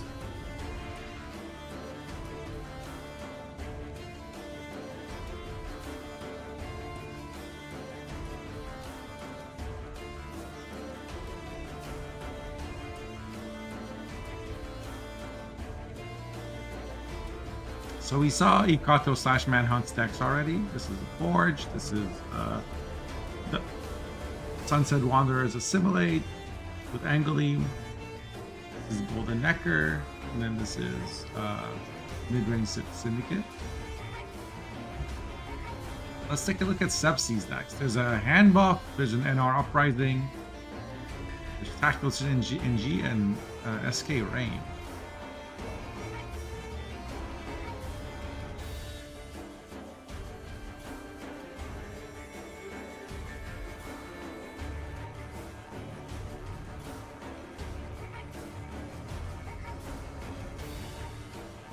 So we see Invigorate, Hand Buff with Ale, Alzver. This is like Spellitel, but with Hand Buff Leader. Other than like Golden Necker, there's a Cosimo for the Highwayman. Cool. Musician's deck with Cosimo, Alzer, Ale. You have an Uprising deck with Ragnarok and Geralt Axe. Man, Sebsty cooked.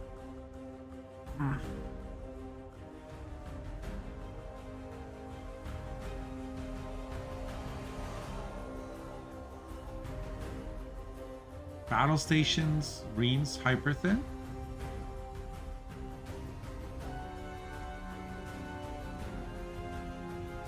And Fukusia, Kraken, Renfrey. Drop this limited card. This is probably the most standard deck in this lineup.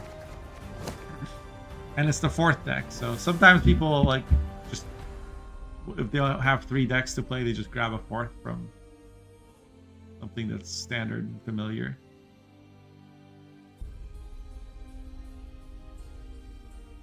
Sometimes you get a kitty in your lap. That's what's happening right now.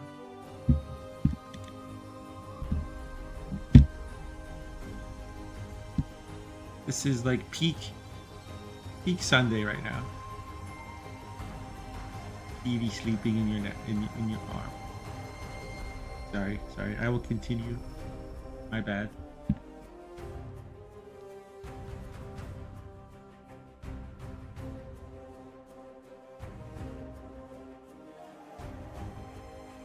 Literally that emote.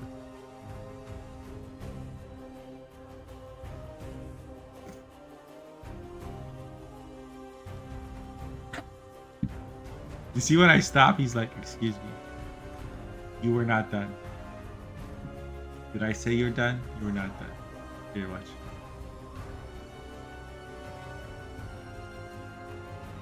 What is it, buddy? You're waiting for something?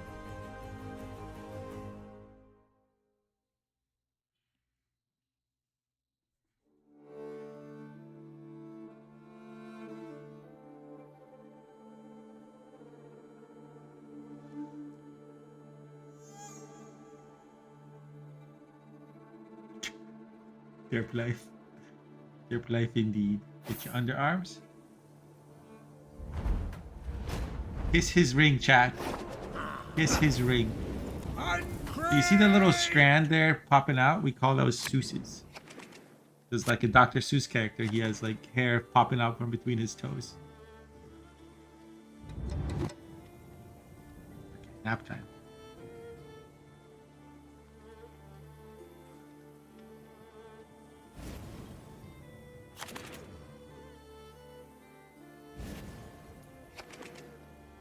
My lord. Okay, so looks like if Kato semifinals. Fill our hearts with wrath. I will find the I letter on my keyboard somewhere. There it is.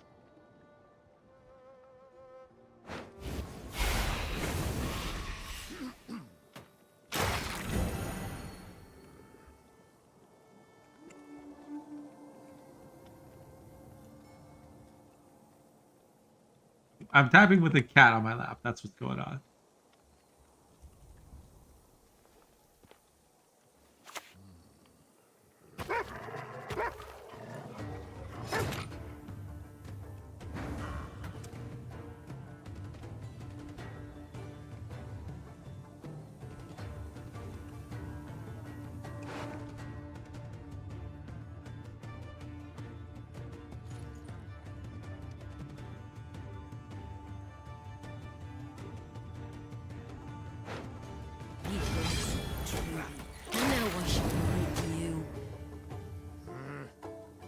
Hot take, I've tried Ursine Kicker without the Ulula package and liked it more.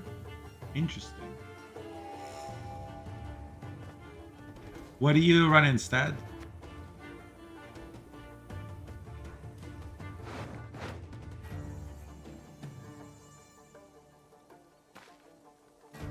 We see Svalbard Priest and Maxi get played by Kato. Except Steve plays a Marine. So this is an Aldrich deck with Marines. These have to be answered. And A Mardrome is used to answer the first one. I'm personally not even convinced Golden Necker is the best way to play.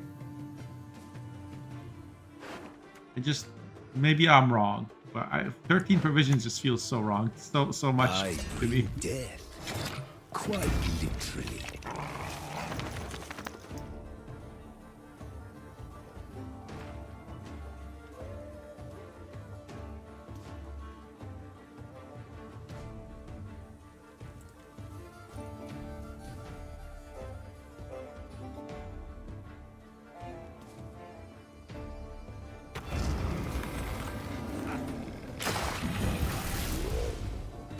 Sepsi has a lot of unplayable cards in hand. So I'm not sure. Oh, right, yeah. Marjo's played here. So, like, you want to build carryover with Sepsi's deck. And the way that you do that is by playing Marine and Blightmaker and Doedric. It looks like we are going to see the leader get used. Try and fix the hand a bit.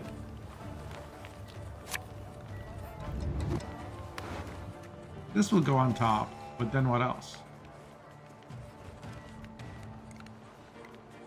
Like, no Blightmaker is available. Snap and done.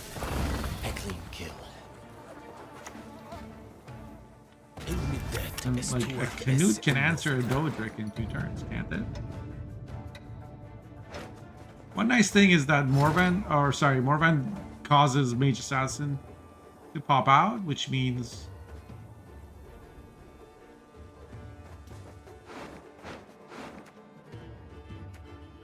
wait, I keep talking about Albrecht, but this deck doesn't have Albrecht. What am I even saying? I'm sorry, guys. I just assumed it would be an Albrecht deck. Albrecht in a hyper thin deck, but there's actually no Albrecht.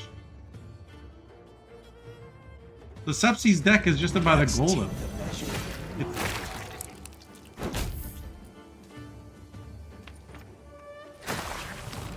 Dominica Cultists and vote for bronzes instead of the warriors. Basically moves provisions to bronze engines more. Yeah, well, we were just watching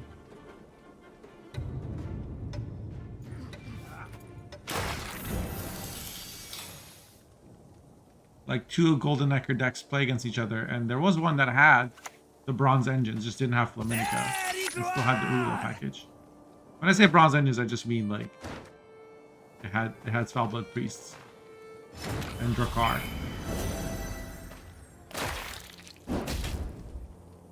So Lock was used on the Canute, but then Purify answered it. I guess Sepsi will lock again now?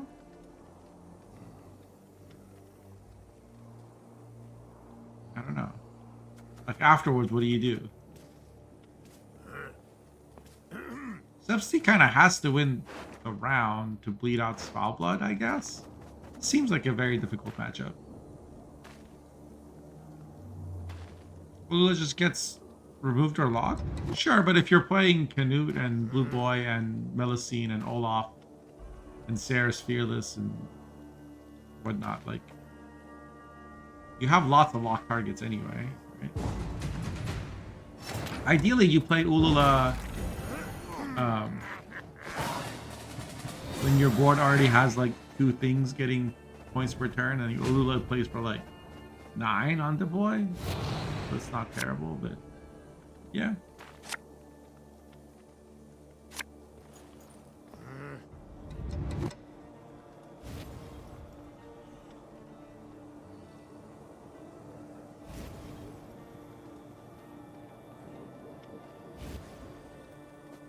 Bored and depressed? Have you tried petting a kitty? Stare into the eyes of this creature.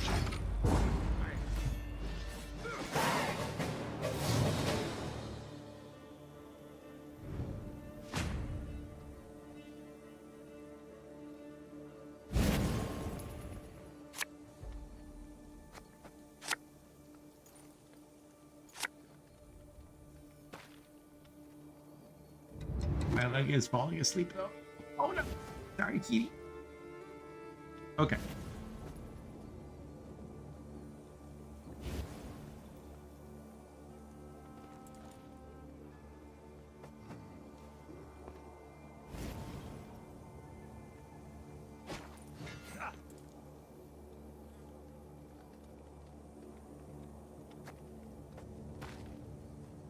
There's a coated weapons, a Rico in hand, which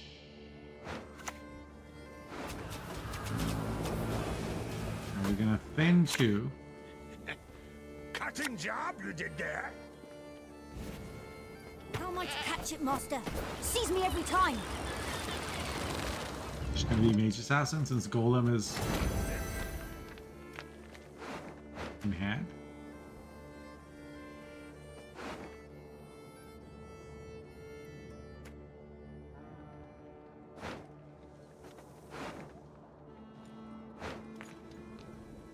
Like playing Mage Assassin, playing Imperial Marine before Snowdrop means that Marine is just removal bait. But if Gato actually doesn't have any removal in hand, so they can't even get baited. We'll follow you always into the fair. How does this deck, one lock, one coated weapons, and one greens deal with foul blood? No good wine will come from here, not even cost.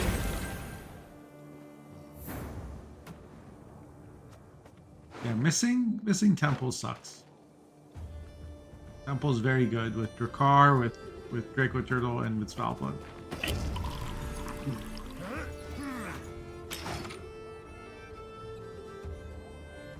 It seems like if Gato is sensing that Sepsi's hand is awkward.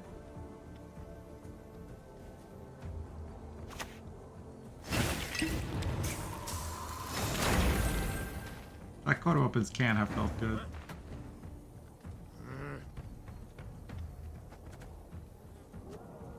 But Sepsi's delaying playing Snowdrop because he wants to get value from Imperial Marine. Wait, how is this boosting? Oh, because Blightmaker put the Mage Assassin up top.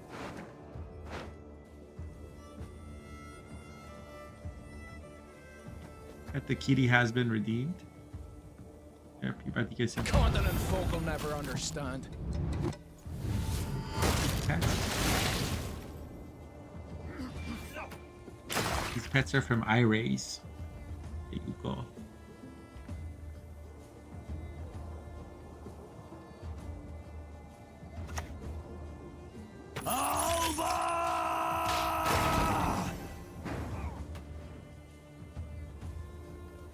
Traveling is an option, you see. One of the better ones. Creative big thanks. Help also. Thank you. Yeah, having fun casting a tournament. Why aren't you listening? We see Snowdrop finally come down now that Marine has been answered. I guess Goldem's gonna go into deck along with Rico. So Reins will be used to answer something.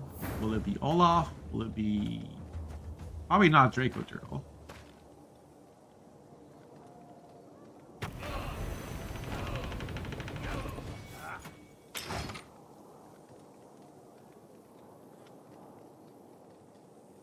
It's awkward again, because now... Sam, thank you for the raid. Welcome in, everyone. We're watching Eve Kato versus Sepsi. When I finish with Reins gets played and has to remove the Armored Drakkar. Because, like, they didn't want to... Like, I would have just YOLO'd the Zard instead of wasting the Reins. Because Reins now just gets removed instantly.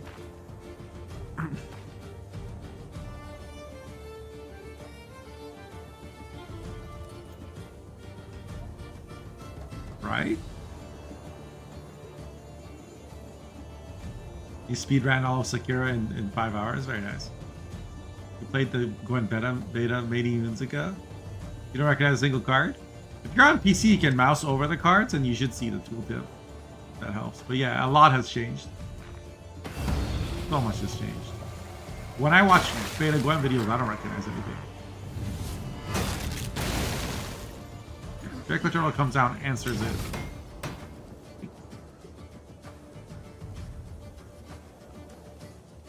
This Olaf is basically like has replaced Old Gear as a We'll greet him, we will.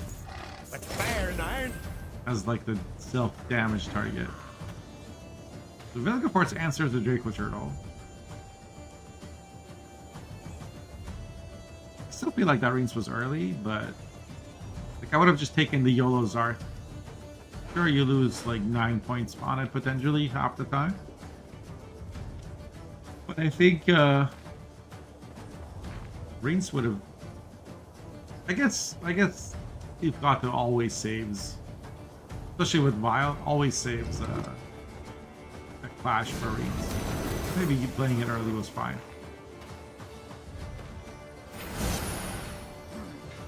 Highest ever total for one round?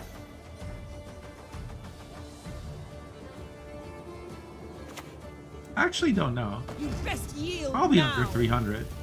But type exclamation Gwentfinity for the best game I've ever played.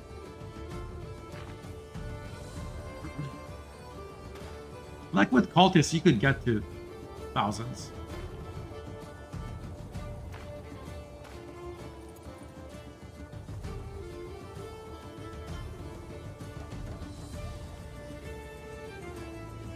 There you go.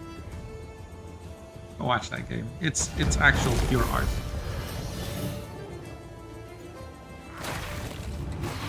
Yeah, there's the like exponentially increasing infusion that a scenario gives cultists. So when you play a cultist, it boosts by 1. When you play another one, it boosts by 2. When you play another one, it boosts by 3. Each cultist that's played increases the boost per card that's played by 1. There's another, like, there was an infinitely, like, stacking armor thing people use. Oh, the cultist was probably like 500 points, but there was an armor abuse onslaught deck that played for more points.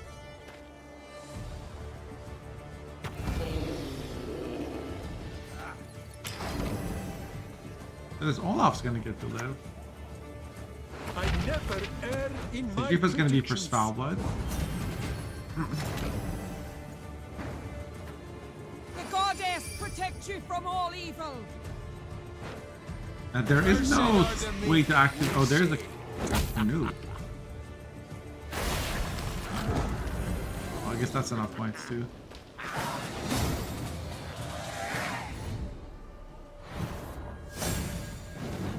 Okay, so if Kato wins game 1,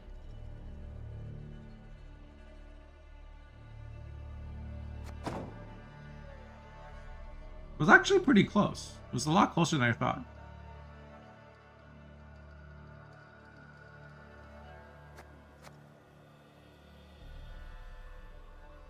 Yeah, like most games are less than 100 on both sides every round.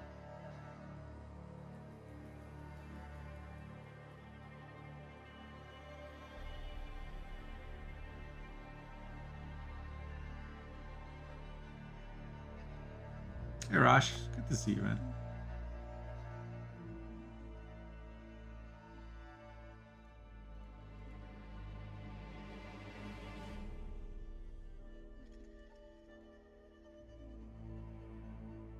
So I've got the one with Svalblood. How's Derp? Here you go.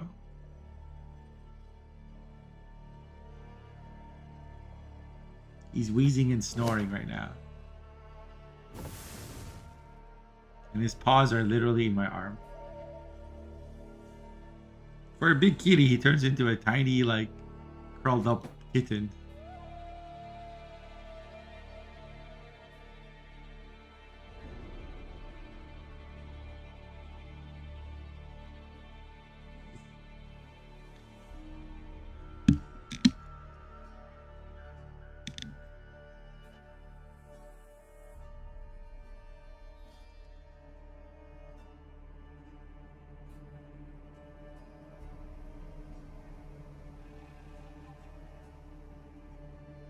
How we doing, buddy? You doing good? Derp life? Derp life. Get some knots in our hair. Getting sorted.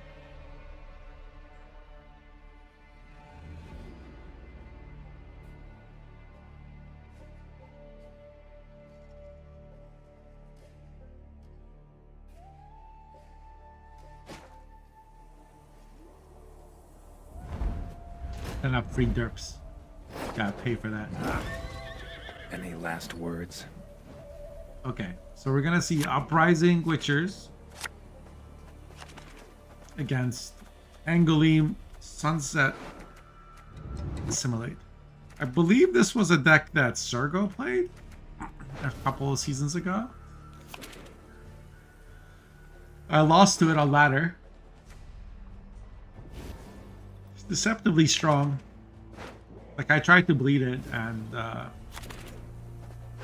they just had points. Joachim and Menno and stuff. Although that one, I think, played Furcart, not Menno. Could be wrong, though. For honor. And for call. Griffin Witcher is the opener for Sepsti, given Veil. Veil is important because at Adrenaline 3, this would do 3 damage at the end of the turn and lock itself. But if you have Veil, it won't lock itself. So currently it's a 1 point a turn engine, but once you're down to 3 cards, it becomes a 4 points a turn engine. Can be really helpful in winning rounds. From blue. This combo. If Kato is playing Diplo, opening with Diplo tells me that they're not really contesting the round. Diplo was also the far left card, so they're trying to maximize Sunset Wanderer value. Because otherwise, they're like, if they wanted to play for the round, they could have played Magni into Diplo, right? Now we might see Magni into Joust next turn because Magni will be to the left of Sunset Wanderer. And this is why you'll see Sunset Wanderer played in either like Skellige decks or NG decks, because you get a lot more value out of it if you can keep playing from the left and add cards to the right. Looks like we're gonna see Dead Man's Tongue first to thin 2 cards from the deck. It'll probably be like a Battle Prep and a Joust or something like that. I don't think you're gonna thin a Buhurt though, because you need one for Siri. Looks like both battle preps were actually removed. Makes sense. Joust has some value in removal. Hey, I can see Kaer Seren from here. From Sepsti, we see a Griffin Witcher Adept get played. This card has a shield, and eventually, when target practice is played, this can get clicked for 3 extra points. My boots got sand aplenty in. Now we see, as I mentioned, Magni from the left side of Sunset get played with Joust. Draws a Mage Torturer, which might be handy if like a Keldar or a Marguerite is played. I have to be right back. Edie wants out.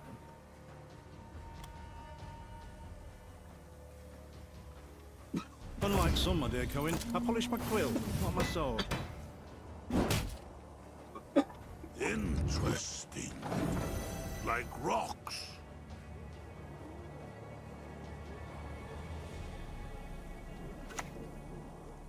I know the truth. I simply want you to admit it. Looks like Keldar was played, and Mage Torture was the answer. Okay. We are back.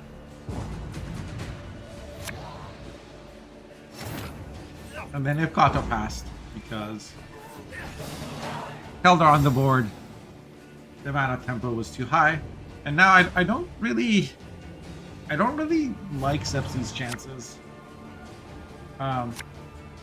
It's very easy to defend the bleed when you have Sunset and an extra card.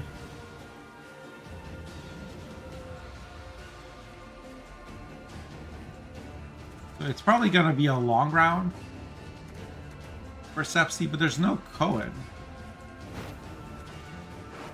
So we're not really going to see a crazy amount of points. Okay.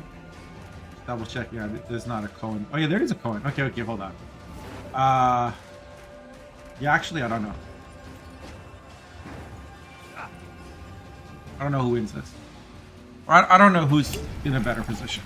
But Sepsi's going to actually play the Vial. Get at least one card out of it, Kato. Looks like it's going to be Magni, again from the left side, into Diplo. They wanted to keep the remedy for next round. Otherwise, like if they didn't care, they would have played remedy. Rivian Pikeman is the card that's chosen. I expect Sepsi to pass, but I don't know. Maybe they'll keep playing. I guess you don't want to be in a long round against this deck either. Maybe a short round is better for Sepsi with Witcher Trio and Cohen.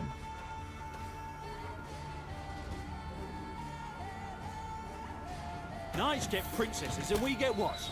Bloody streagers! So Vile isn't clicked. That's also interesting.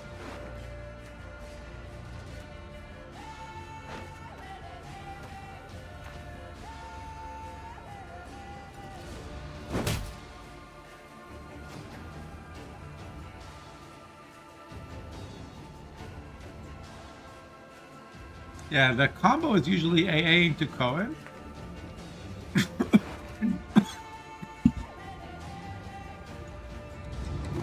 And with Cohen, like, because he's an order card, you can play him, clear skies from Ragnarok will proc and boost everything by 1.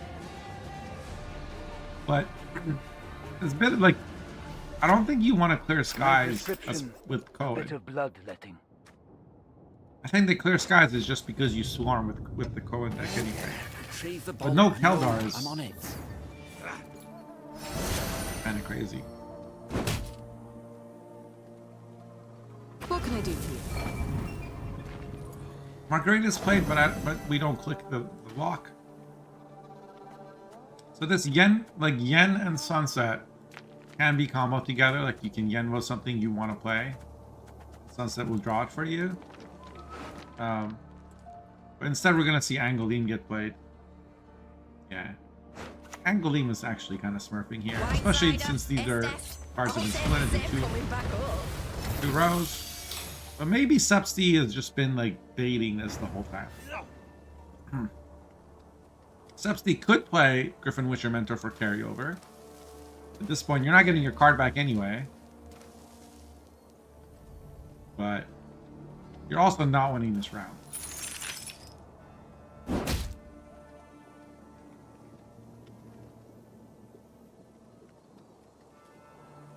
Is there a coup in this deck? Yes, there is.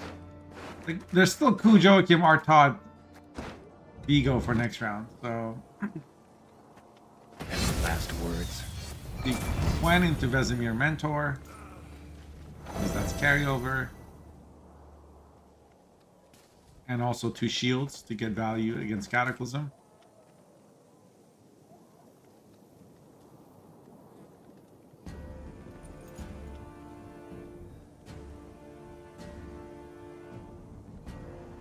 Yeah, Sepsi wants to get the Sunset out. If possible. But again, there'll still be like double cross into Ragnarok in the next round. Because if Kata will have first say.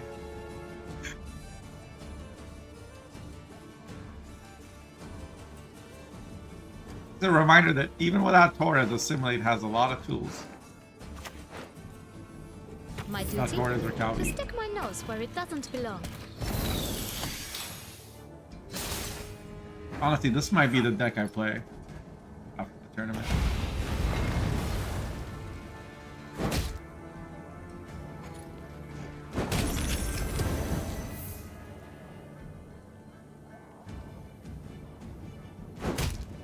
Just so I can run into like Elf Swarm and Pirates and feel bad about myself.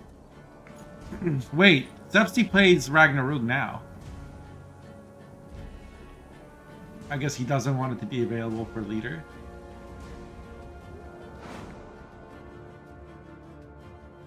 Okay. So that prompts a Rothans to come out. Everyone has their secrets. Everyone. Rothans also procs Chapter 1 of Ragnarok. And then Sunset pops out.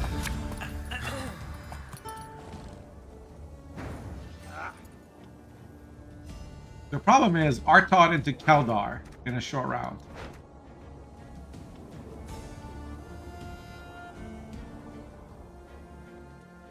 I mean, Sepsi can still play Griffin Witcher Mentor. Like, he's not going to get hero passed on. He has full leader. He's got Witcher, Adrenaline Witchers, and AA.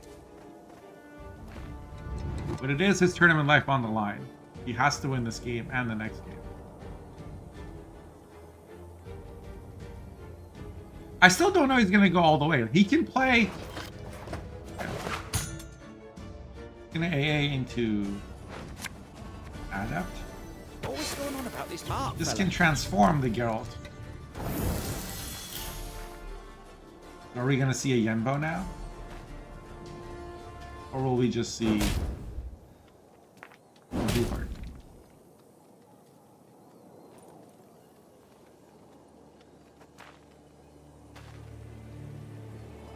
Buhart should be enough because he's getting 6 more points here.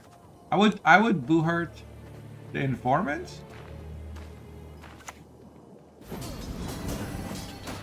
He's gonna Buhart the Adept because that's also the Yenbo target.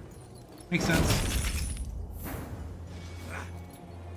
One of these only got 1 point, but that's still... To hit the mark, we aim above the mark. He has to mulligan these two. Time is the easy bit. Getting down's another matter.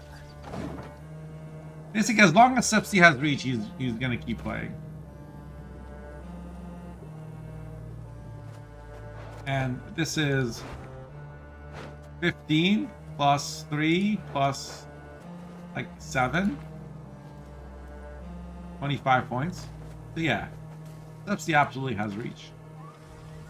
And if Kato actually can't get ahead with just Yenvo, And he's gonna have to play Mage Torture and then... What then? Or not the can't get ahead.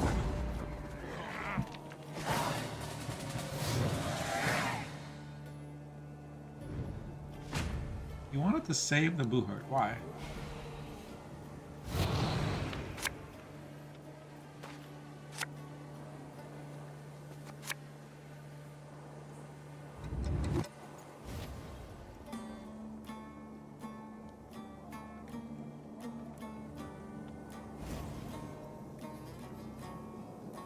There is a Siri.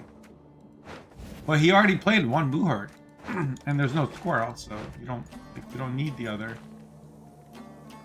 I guess he was always mulliganing whatever that card was, whether it was a Mage Torture or because he wanted to draw these things, these golds.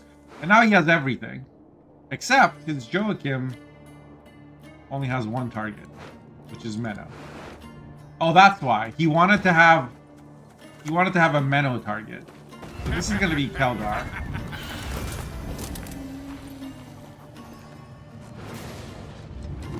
Doesn't get AA as a double cross target. Does get target practice.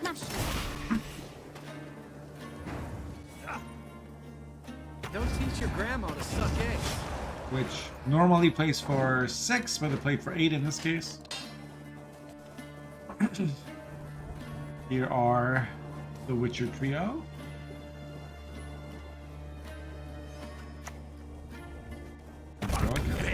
Into Menno, into Buhart. A clever maneuver. Messing up the Cohen as much as possible. Gotta be quick. Gotta dodge. Gotta have them. I guess Menno has to go on main draw, right? Artod maybe should have been on the main draw. Nay, no such thing. And the Buhart did mess up the Lambert. James Bond with the raid. Welcome in, everyone. Reaping black clad hands. This Menno played for like 14 points. Not great. This Yenvo can now play for 10 points. There's no rush. Actually, wait, what's the coup target gonna be? It's just gonna be Vigo into Mage Torture, is what I would play. Not Mage Torture, Vigo into Duchess Informant. Welcome in. This is our weekly Sunday Gwent tournament. We're in the semifinals. Currently, Ivkato, the player on the top, is ahead 1-0. So if they win this game, they win this series. I know there's a lot of you that might not be familiar with Gwent and how it works. It's a card game. Each player takes turns playing cards. The score is on the right. So right now, Sepsi is ahead 45 to 42. Sepsi has 2 cards left, so 2 turns left to play. And Ivkato has 3, so 3 turns left to play.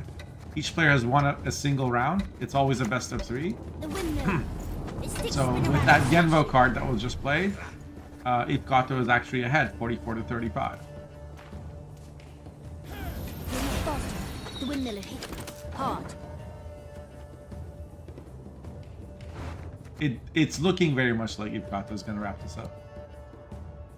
Invocation into coup. Oh, that's true. Invocation does enable Joachim. So if you're on PC and you mouse over a card, it will show you the tooltip. We see coup is gonna get played on Joachim. Replay Joachim. Do I enjoy it? Perhaps a bit. No, I never underwent mutation, but I'm still a witcher. This card just has to play for 4 points. And it easily will. Don't need to even play Joachim. This was probably quicker. So, Ivkato wins 2-0 another series and advances to the finals. I wonder what the other series was looking like.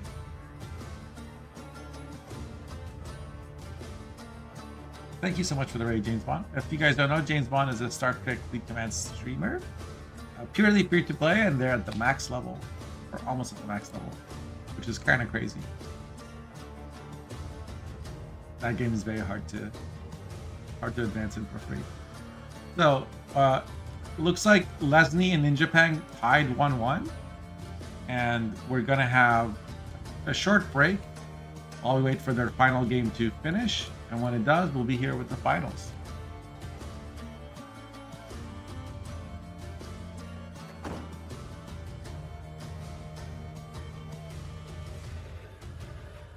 So I queued some ads so we don't get them in the middle of the next game.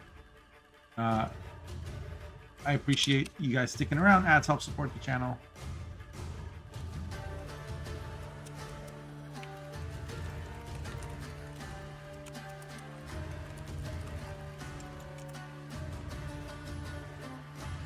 And the finals are going to be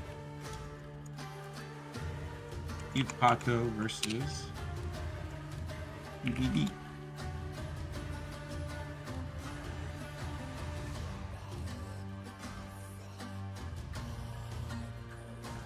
So,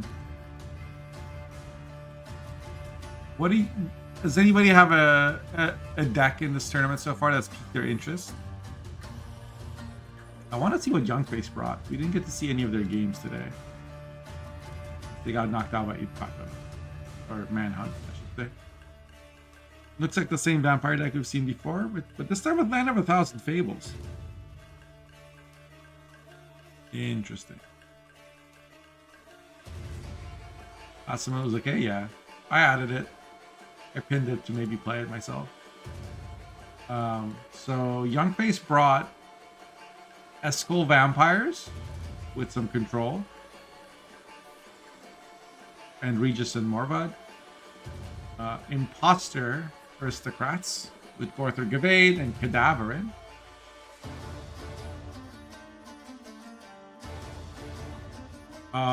Portal are signed with no Spellblood, instead just Olaf and Heim. 2 Shackles, 2 Spellblood Priests. And Renfree Precision Strikes Gascon. We saw them play it this last week as well. It did surprisingly well. Young Face always cooks. But this tournament they got knocked out by Ivkato, who also beat Yanevsky and Sepsti and is now in the finals. Ninja Pang is another player who usually makes a deep run, oftentimes wins or gets to the finals. They had a match against Kabubu, which is a player I don't recognize. And then so far, right now they're 1-1 against Leslie.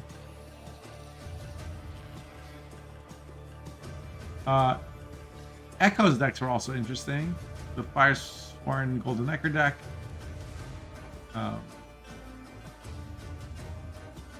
see, what did Kabuwu bring? We can look at those decks.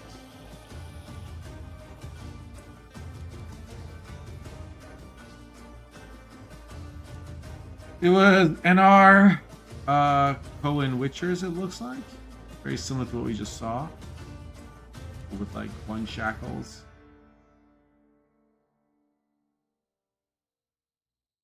And a Geralt Professional and an All God offering.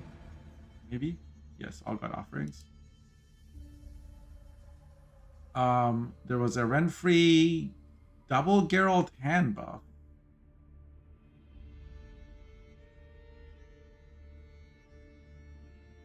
Interesting deck. There's some Iris synergy here with Iris Companions. There's a Philavandrel that goes to 6, I guess, and plays Voltan's Company. The thinning is there's even a Sork.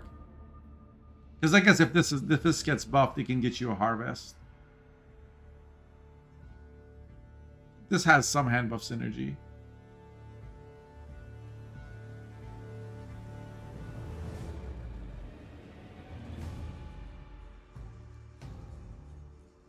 I don't know, it's been a long time since I played hand buff. I might mess around with it.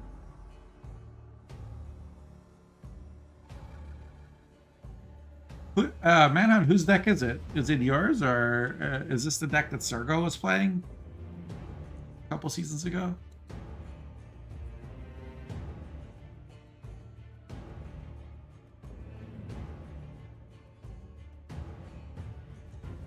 Looks like there's a bounty deck as well. It's pretty standard non-golden Necker bounty. No heat wave though. Sergo deck? Okay. I thought I recognized it. Hey Hotpo, how's it going? We are waiting for the finals.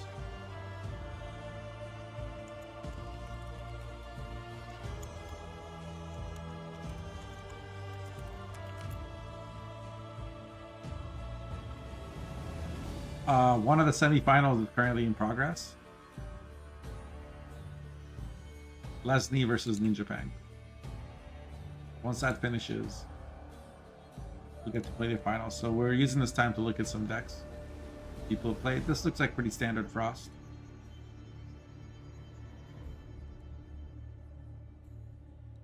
Sergo is like he's a meta maker in the sense that like a lot of times he'll take a deck that is known and he'll just choose to play it one season and just does really well with it. Like he's very good at seeing when there's like an opening for a deck. He also plays really well. He's both very good at like deck selection and also piloting, but like, he just like I don't think I understood how Frost is meant to be played until I watched Sergo in a tournament. Does anybody have a link to the Badam Cup deck lists? I wouldn't mind looking through that one as well.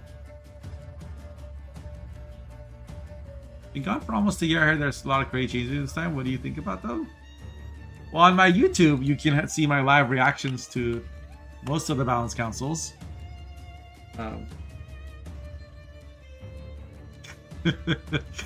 you'll see the unvarnished reaction there. But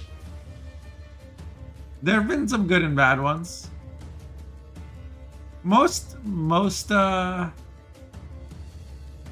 councils, there's like half are decent changes. There's like 2 or 3 really stupid changes, and then like a bunch of meh changes.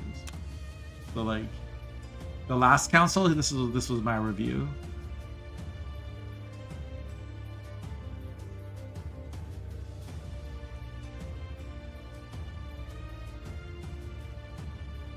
So we got like Necroto went from 10 to 9 so it could be played again because it literally was never played.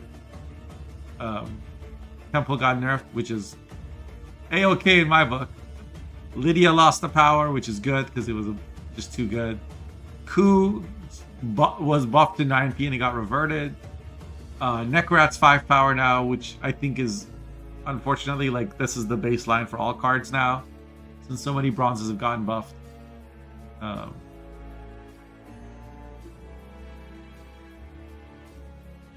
You know. And then Tattering, I hate this card. Melusine wasn't really seeing any play, so like it getting buffed was good. Riptide again at 10 provisions, like it's like a heat wave is too much. Like Riptide is not a heat wave. It's just not, because you can't select the target. If people want to nerf Riptide, they should nerf it by power. UM is just a toxic card. This wasn't really seeing play. Now, it's seeing lots of play, usually in toxic Spellweaver spam decks, but that's not really Yen's fault.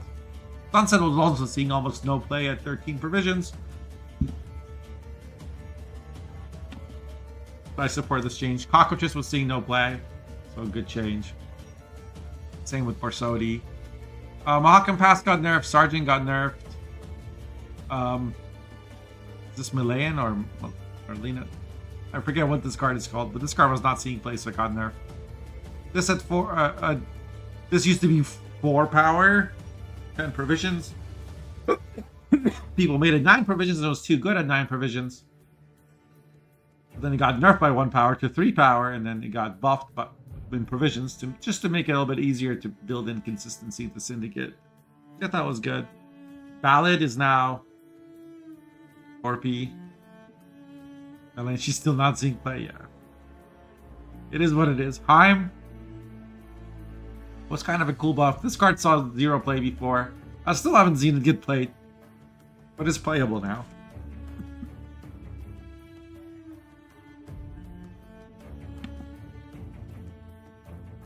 This card will also eventually get played. It's just, it's no longer a bad card. And that's all you want to do. You want to make it so a card doesn't actively shit.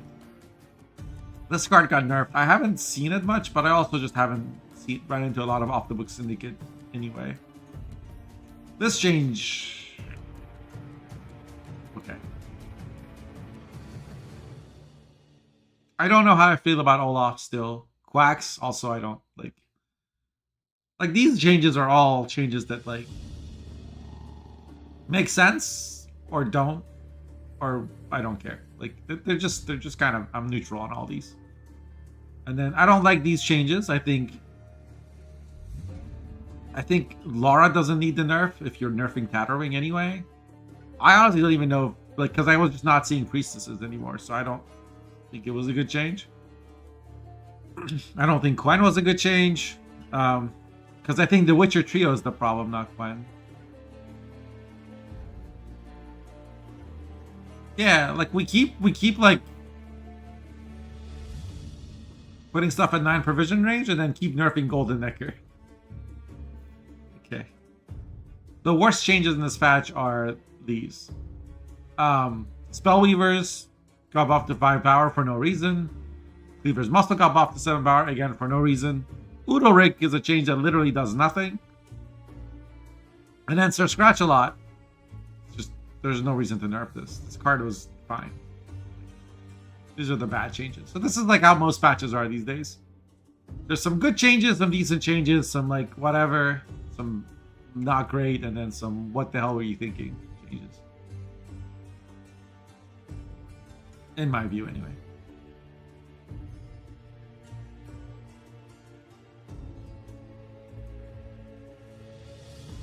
Priestess was Seagull Coalition's change for Mutadex. They thought this would improve it. Aftermath's also my decks are in 2 to 4 provisions. Yeah. It's mostly like if you had Golden Necker decks. Or Self-Wound decks. Or Renfree decks. Like, those are the things that keep getting nerfed. People don't like playing against them.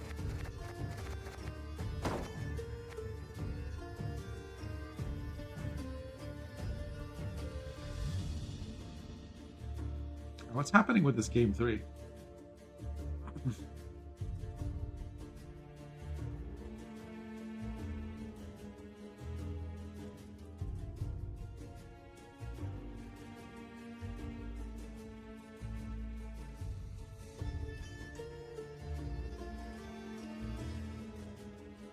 Must be an epic game for you. Or we, like, barely missed the start of it. Maybe I could have even made it through. Because usually when I see the scores already updated, it's too late for me to get in, but...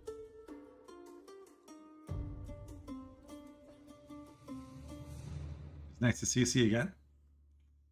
Oh, you're leaving? Alright, man. Cheers. We do this tournament every Sunday, so... And this VOD will be on YouTube as well.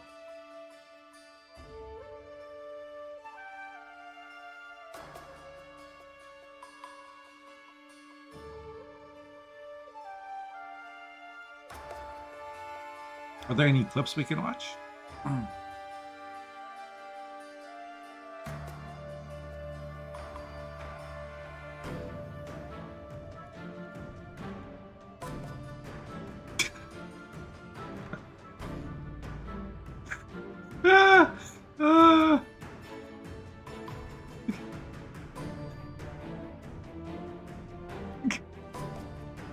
I was like, what's gonna happen here? But no, the action was actually... The reason for the clip was... Alright.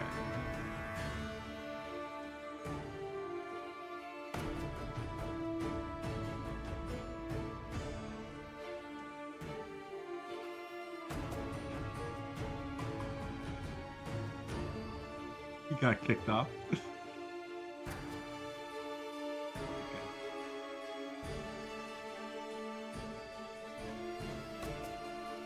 What was the score, Leslie?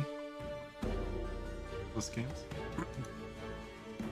Ninja Pang won. So it's going to be, the finals going to be Ninja Pang versus Eve Kato.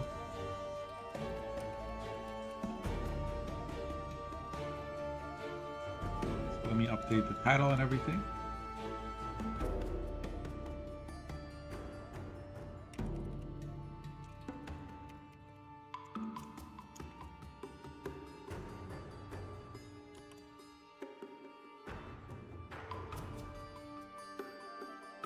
Nice run, Leslie. I liked your Salpoon deck.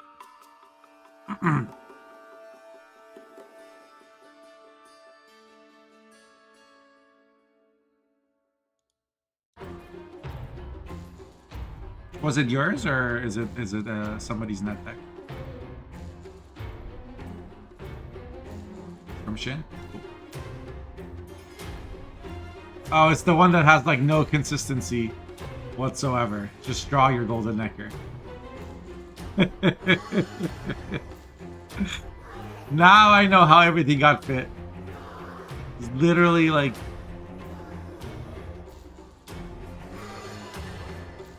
Just like there's no mana. There's not even any thinning. Like not a single bit of thinning. Just draw your cards, nerd. If I play this, I probably replace Yalmar or Siri with Mata.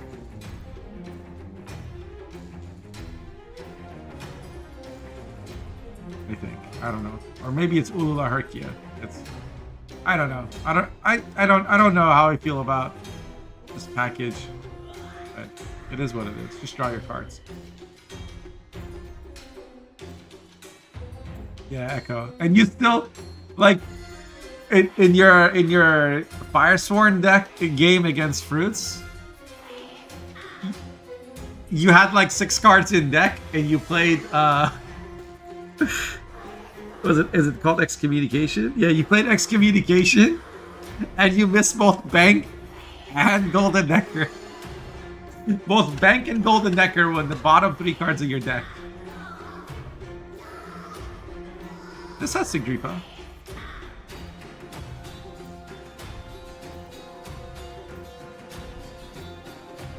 Like, basically, these cards have gotten so buffed that you can put a 13 provision card and not play the 13B card and still do okay with the deck. You would have won if you played on 1 Hot Warrior? Yes. You could have, if you put Siri on the back row.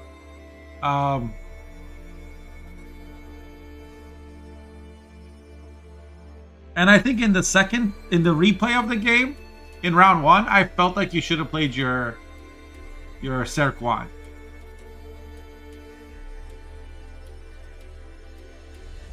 Your opponent had Osro in hand, by the way, in round 1. So I'm not sure why they chose to play Eskel and Squirrel.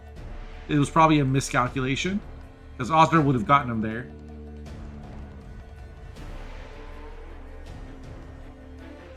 Swap Hjalmar for Mata. Yeah. It's just Hjalmar's very good with Melusine in the graveyard. But yeah, maybe that's probably the best change for like people who aren't Shin. Blessed. Blessed. Oh, I need to click start round. My bad. I was wondering why the players were taking so long.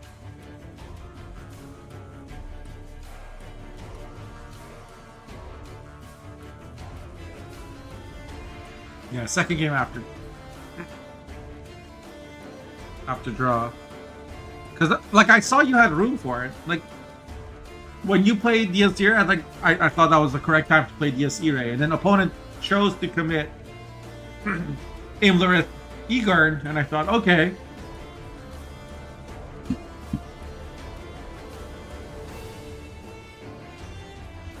This is the time to play Serif 1. Because it was 20 points. And you just, like, in a showdown, you're so screwed without leader charges.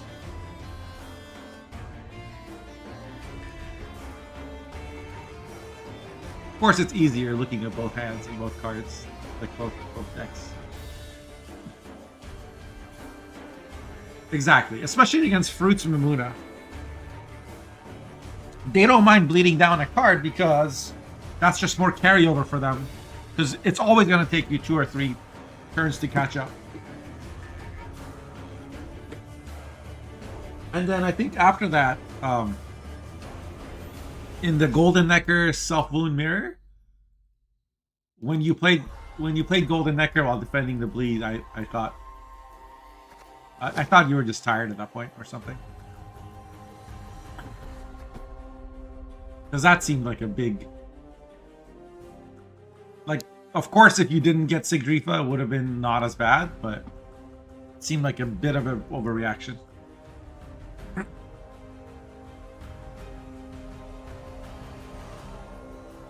But you just seem like at a disadvantage all game there.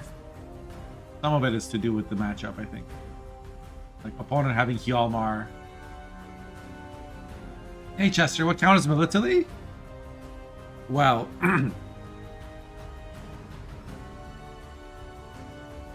Mill, obviously. Quacks. Or anything to banish as a top card or tray her. Yeah, that sounds right to me, Echo.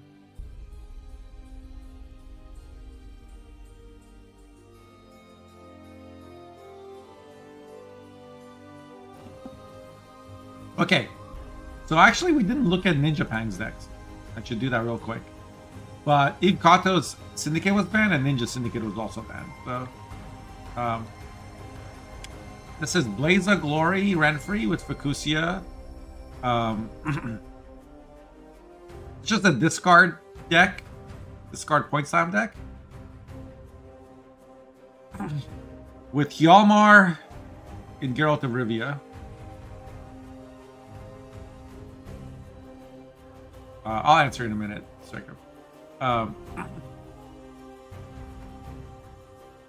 This seems like a discard friend-free Point Slam deck. We got Shield Wall. This is Spellweaver spam. Excuse me. This deck is very scary for me. I'm surprised it didn't get banned. This Line Pockets deck is Cleaver, Professor, Reuben's Treasure, Scoundrel, Casimir Bassi. Seems kind of strong. And then we have Shoop and G.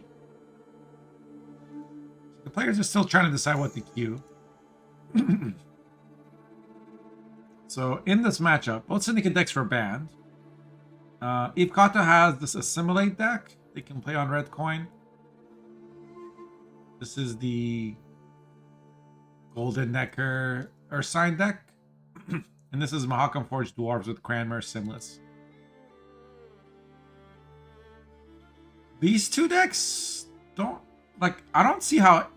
I feel like they all have bad matchup into this shield wall deck. But maybe if Kato's plan is to let shield wall through and block the other decks, or maybe maybe that's their like path to victory. Spectrum says, "Hey Mosh, maybe it's not the right time. Is it official there will be a Gwent 2? Or if it's not, do you think there will be Gwent 2 besides the Witcher 4 Gwent?"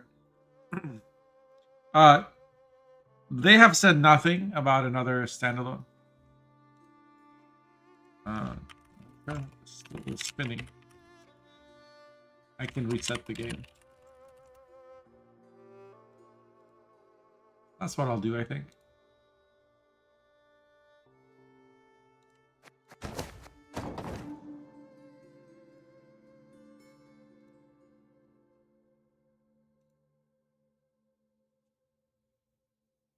I don't have a way to... Ninja Peng hasn't been to my chat recently when playing tournaments, so I have no way of reaching them. What were the coins? Does anybody remember real quick?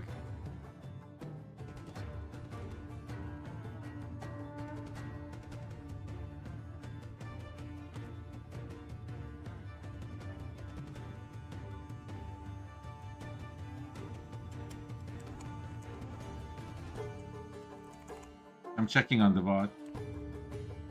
Hey, Arena, no, it's not the actual Kato.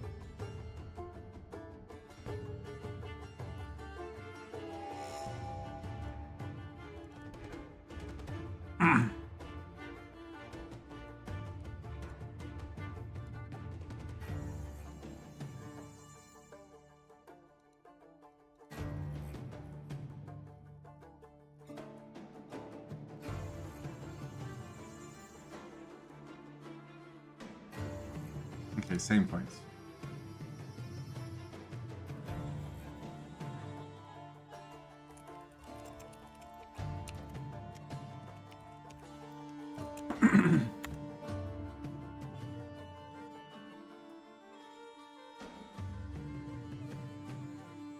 So, I think that there will be Gwent in The Witcher 4 because Gwent in The Witcher 3 was very popular. I think there will not be a Gwent 2 as a standalone multiplayer game for all the reasons that they decided to stop adding to Gwent. Hey, Darius, God be with you as well.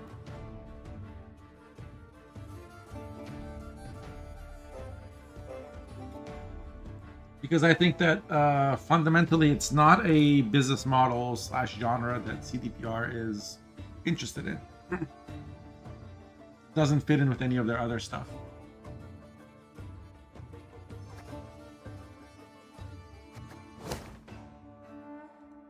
They might take the Gwent from Witcher 3 with a complete... I expect it to be similar to the Gwent from Witcher 3. Maybe like a rogue mage type Gwent. But it won't be... It would definitely not be the Gwent that we see. It would be cool if you could play, like...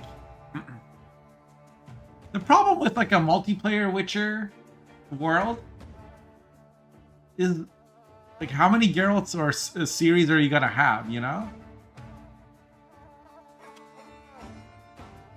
Like, it doesn't work as well when you have these stories that are hero-driven. Like, GTA kind of worked because the characters were not special. They were just some random dudes. So there was a famous like toxic player named Eve Kato who would like stream snipe Spiro, and he would like play really toxic decks and like rope every turn, like just emote all the time. This is not the real Eve Kato, no. This is just somebody who named their character Eve Kato. Rogue was so good for like 3 hours. It really was, wasn't it?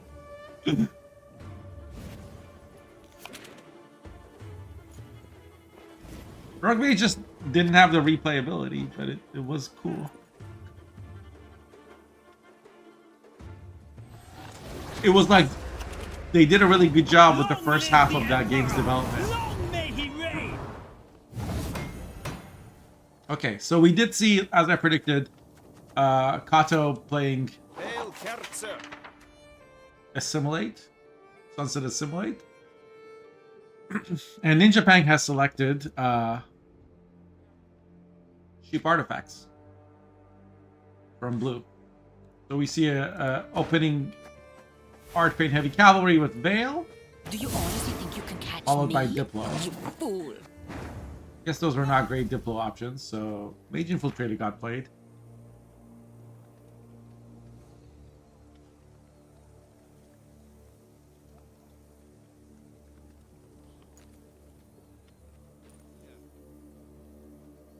Like, I think it would be cool. Like, I shall not I think it would be cool to play as a normal citizen in the world of The Witcher. Right? Just like a random peon in the Nilfgaardian army or whatever. Like. But I also enjoyed playing Classic WoW, so I'm biased.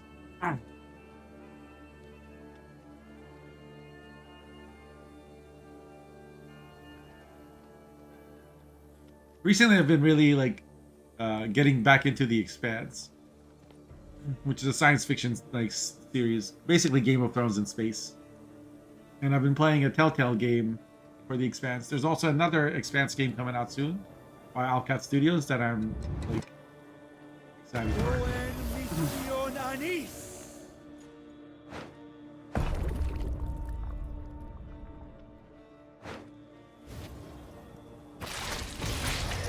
That's cool.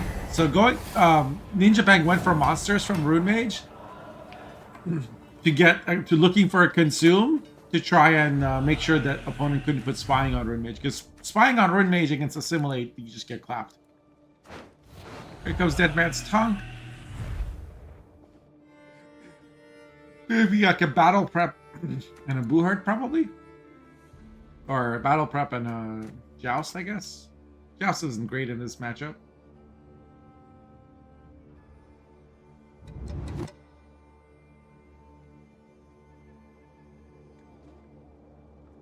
You like the Alzur lore?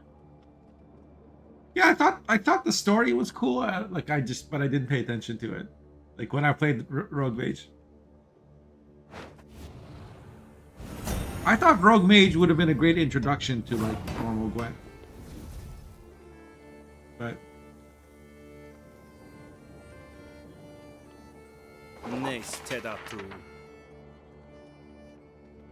Diplo into Assassination or Marine. Marine is the choice. Calvit's been played, so this should be... Right, Truffle is the highest provision. Yeah, and instantly goes to 5. And with that, he got those out of the round.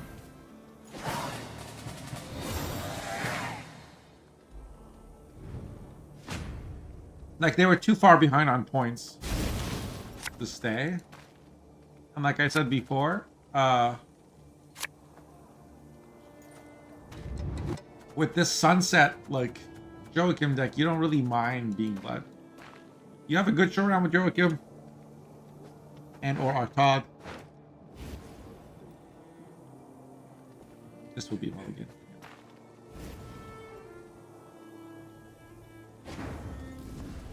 Missing both Magni is kind of painful, and both Mage Torturers.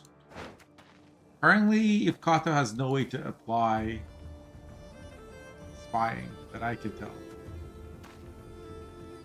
There's no Vigo either. Now, of course, Ninja Pang doesn't know this. So he'll play around it.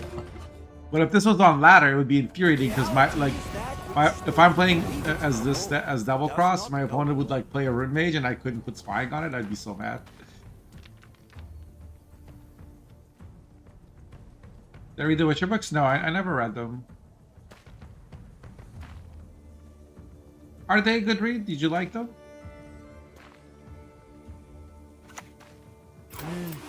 A highly curious case. Remedy into Mage Infiltrator. Look behind you. Oh, come on. Just one look. Remedying a card that you put on the opponent's graveyard is always funny. It could be. Raise the sails.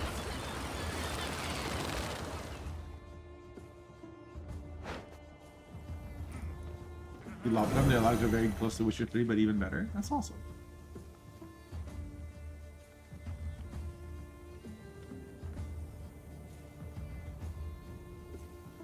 Grandma's from Poland, yeah.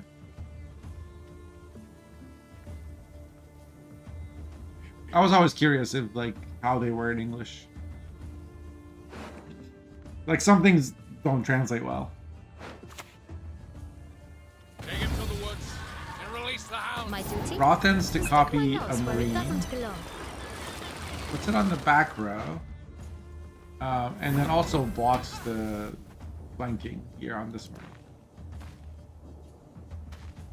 Everything's on the range row because the Imperial fleet is on the melee row. If you put something here, then it can be infused. That makes sense. So this is the moment where Ninja can choose to pass, but probably looks like he's not going to. Most likely, like, Ninja is okay going down a card because of the carryover from these 3 artifacts, right? Like, these 3 artifacts are very good compensation for going down a card. On the other side, Ikato is boosting the Marine. Wait, what was Yenbo used on? Hang on. Present them too, scavengers.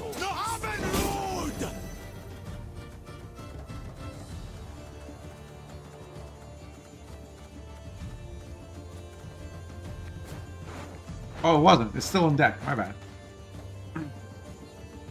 Representing a Yenbo, at least, by boosting this. I guess Sunset could draw Yenbo, in theory. Especially if you play Joachim first.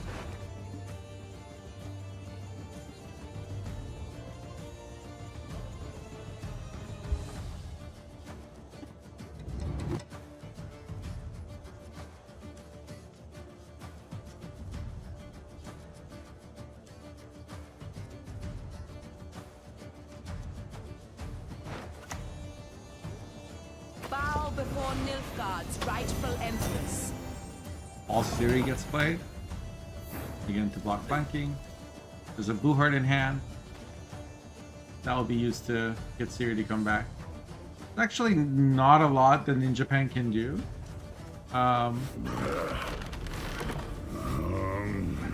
Shoop Knight could lock the false Siri.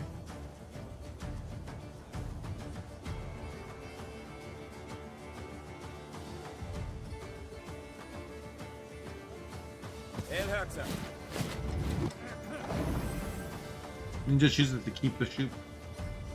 He wants to play. He wants to be able to threaten Shoop going at the beginning of next round. Here comes the double cross. Gets Heat Wave.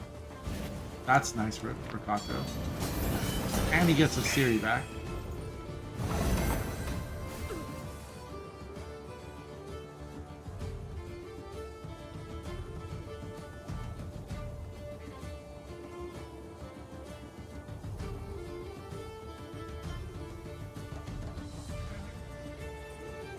Does Ninja just play Squirrel here?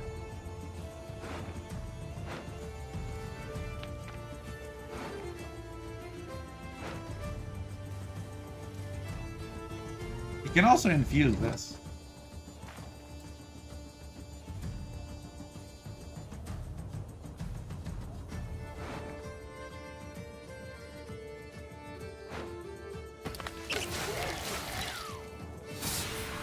Yeah.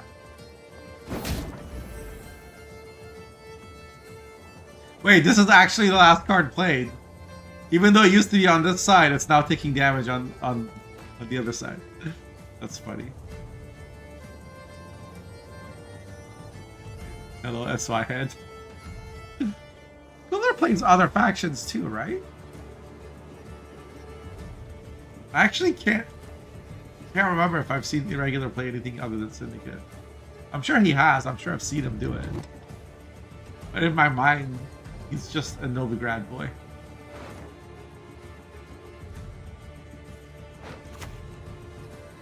Go teach your own nan to suck eggs. Was Angolium into, interestingly enough, War Council? Not Not Bacala. I would have thought Bacala is more points.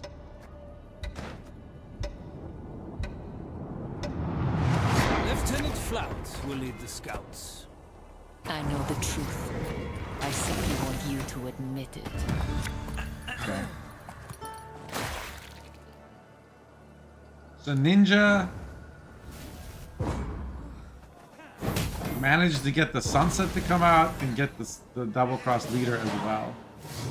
Ninja's very happy. He's got Super there, Heatwave, and 3 artifacts on the board against like Joachim. Does the Nilfgaard stratagem? Nilfgaard stratagem cannot be used on your own cards, right?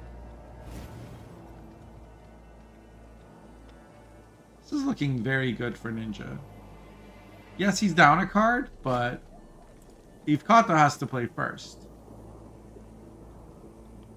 I almost think... Well, what would Joachim get? I almost think Joachim first is better. Because it invalidates the Shoop. But then Shoop destroy a random enemy would kill him. You know, I have no idea. I don't know what you do here as Ivkato. Okay, it's just going to be Magni into Battle Prep. And just hope you don't draw a unit.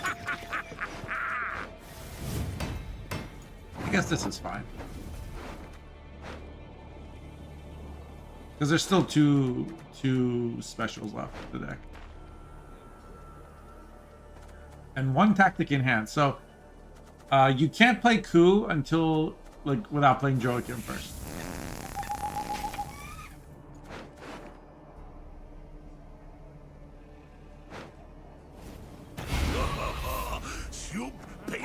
Shoop going. It's bound to happen.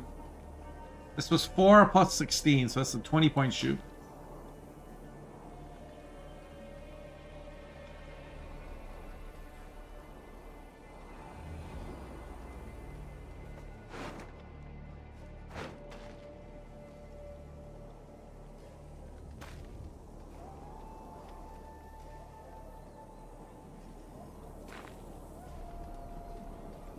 P cards shouldn't lose games.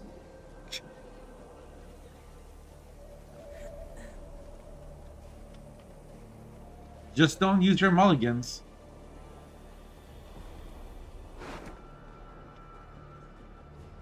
Or play Maxi.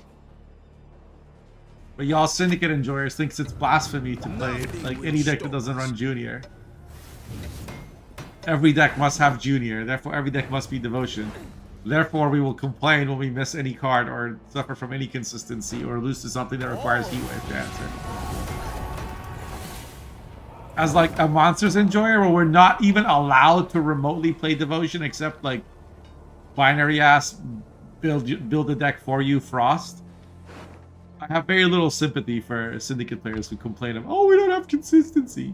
You have like 7 consistency cards that are all good in play. Not counting all the bad And ones. if I insert a needle here, what then?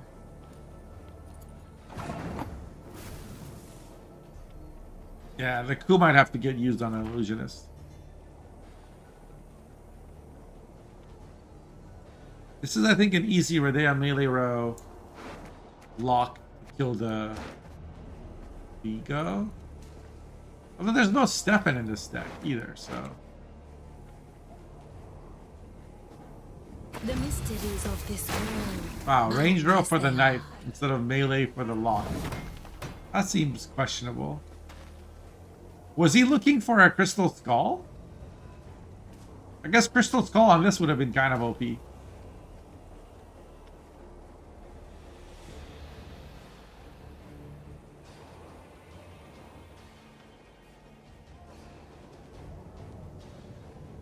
Yenvo can unbreak second Joachim, by the way. Diva Monsters last time with Morva and Regis in deck. Diva Vampires, yeah. Exactly.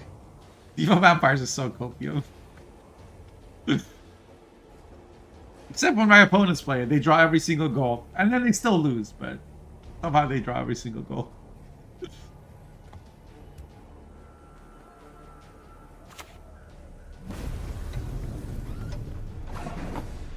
Wait, what was Yenbo?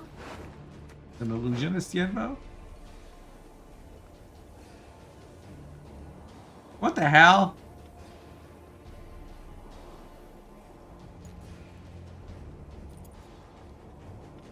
Nar. Why are we invoking an illusionist? Which was also our only, like... Can you smell it? Victory is on Yeah, the way. good luck. We've now battle prepped.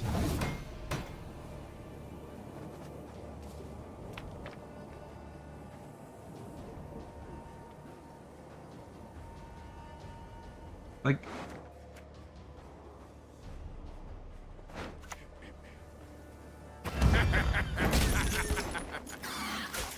Like, what's gonna come out of here? Watch close. Marine?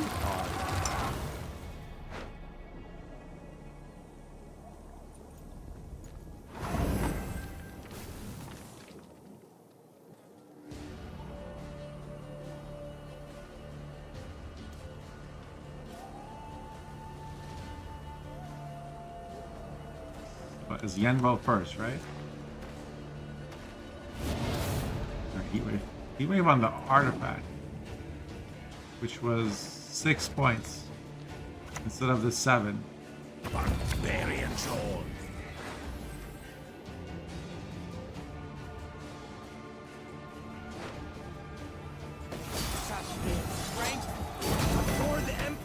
So this was targeted on Mage Torture.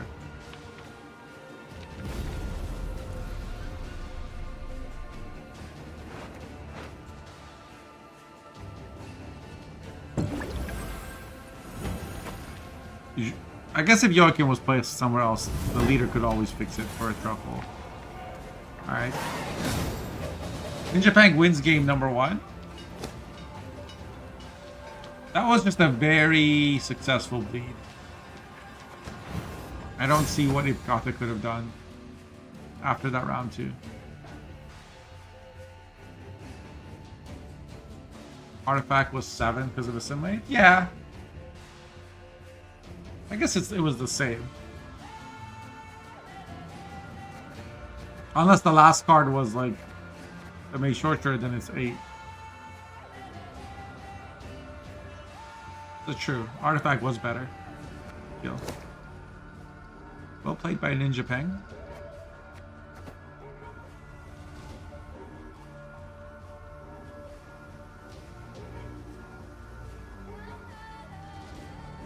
And now we go to game 2.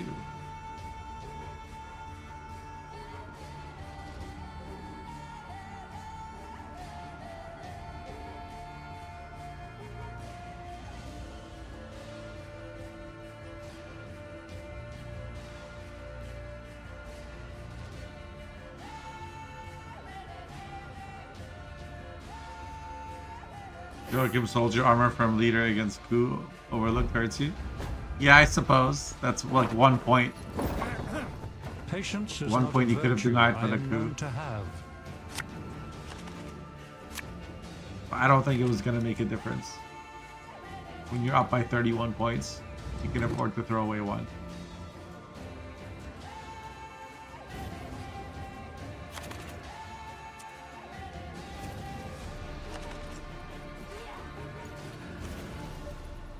Okay, so now if got display the same deck on blue coin now against Displays of Glory. He's gonna open with Diplo. Reach, reach beyond what the eyes see and the ears hear. I'm worried. I'm worried for Ipkata here. Because Ninja Bang has Coral and Burna in hand from red coin. Suffering and no. Yes, music is appropriate. Ninja Bang is coming. He gonna get you.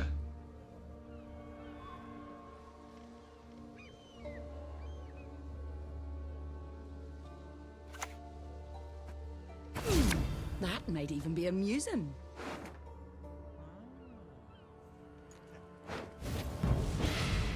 Crack and eat me girlies. Looky here. You click this? Maybe not. Dead Man's Tongue is playable. Diplo is playable. Looks like it's going to be Diplo. Hey, Crow's Eye Resume is actually really good. It's like 7 points. What? What? Scars are all the trophies I need. This is 6. Resume was 7. I guess if it gets hit by Coral, it ends up being 10 points. 11 points. Okay. Fine. This is better. I stand corrected.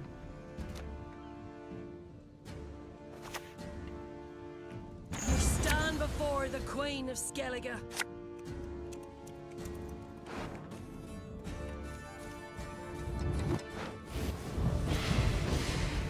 Nothing like some overseas wonder. Talented dodges by Ninja Bang. It's got to just...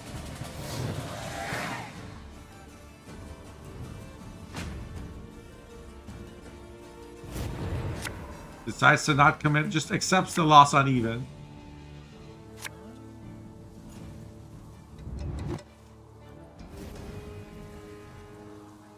Easy dodge. He just says that round 1 doesn't count. Let's do it again, but this time you go first.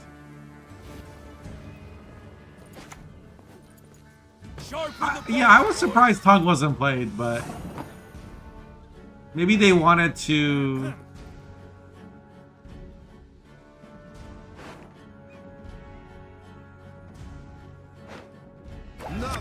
Maybe they think Tongue is like enough points to be worth saving.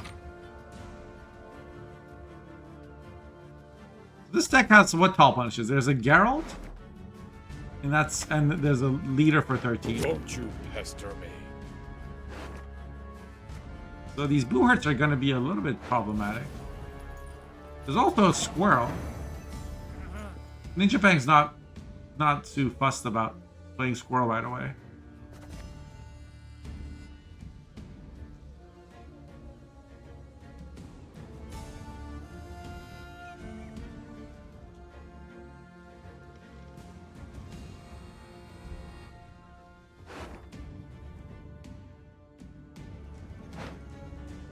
My boots got sand. Okay, Magni gets the Joachim. Another skull. Listen well.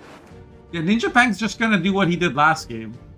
He's just gonna play all of his bronzes and like all the cards he doesn't want in a short round. And then save all his goals for the short round with the leader and everything. Renfrey 2 power feels and looks weird. It really does. It's too low. Like, Renfrey got over nerfed.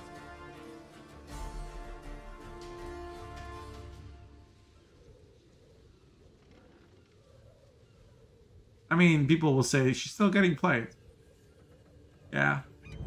Can't really argue with that. But...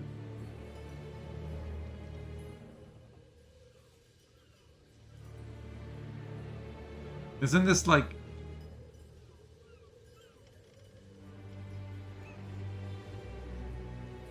I mean, what bronzes do you want to copy? Yeah, it's going to be Brothan's into Renfrey's gang, probably. True love could lift the curse, but who would Everyone love? has their secrets. Everyone. So because Melee Row has the armor, it's better to put cards there. Hey Maxim, how's it going? Here comes Hjalmar. Answer the Brothans.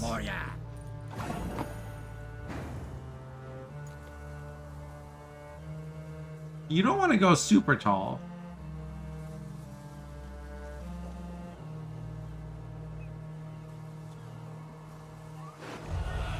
Gonna be DMT. Probably for battle prep and joust.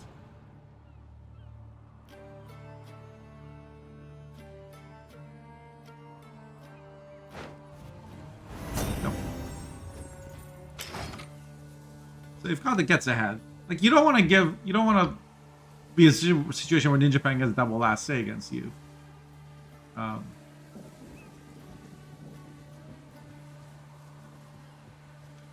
You would love to like put spying on Fukusia, but it's probably not happening. Not your lucky day. I think that's an easy coup.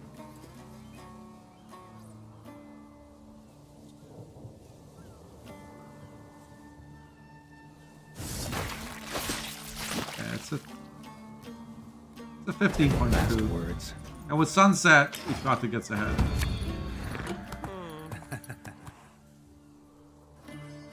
Now he even has a Booherd for the Siri. And has a margin. Like, the turn you play Siri, he plays for 5 tempo. Okay, never mind. Ninja Pang is diabolical, like saving the squirrel till just now. Because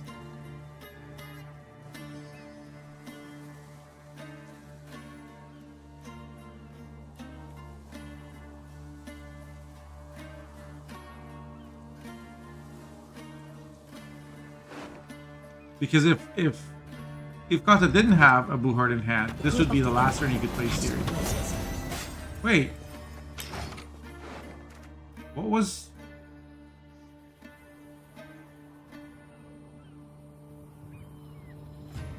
What got squirreled?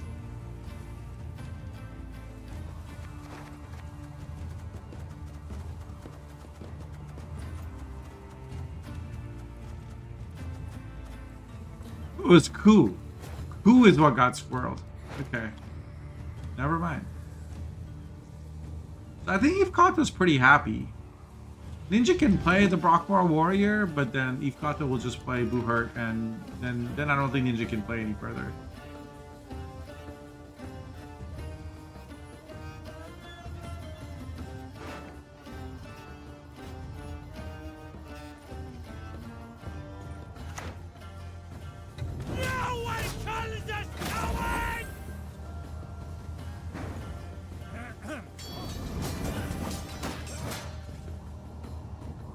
Boost to 7.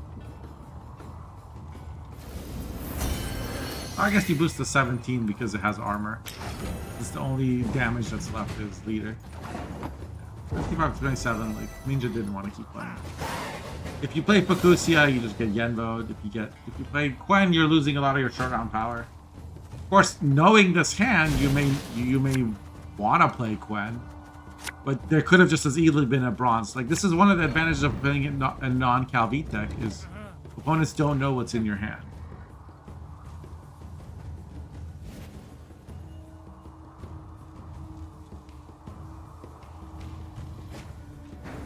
Because Ninja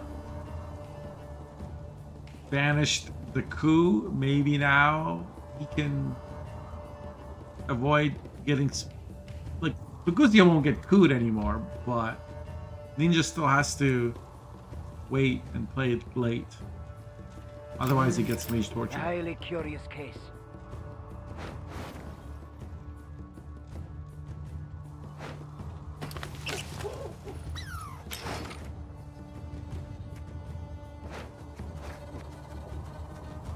Is it Hjalmar?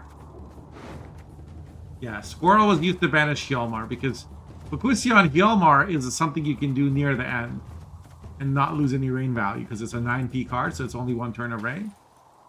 And since Ninja Pang had last say, he could have just used it as like the last turn or second to last turn and avoid and basically not allow the Mage Torture to put spying on Fukusia for the Artad. Artad on Fukusia can play a Geralt. No. Geralt's neutral.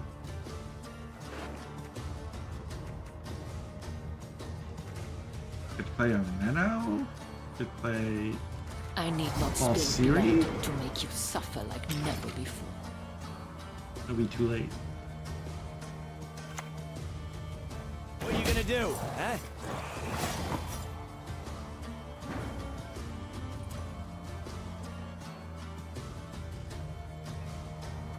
The Vigo can also put spying on things.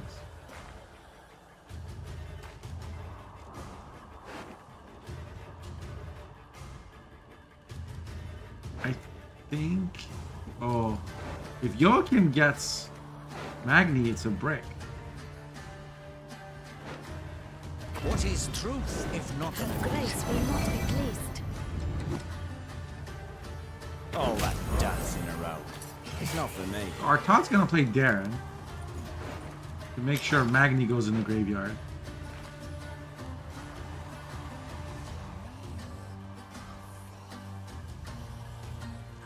If Ninja plays Fukusia this turn, if Kato is kind of screwed.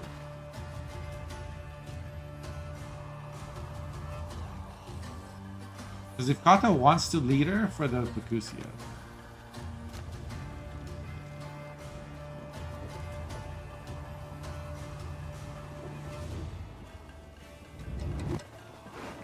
Like, both Mage Torturers have been played, right? Or one. Wait, does this like only have one Mage Torturer? Okay, it's gonna be Gwent. Not your lucky day. Double the coin and consider it. Okay, Kato's just gonna lead her now.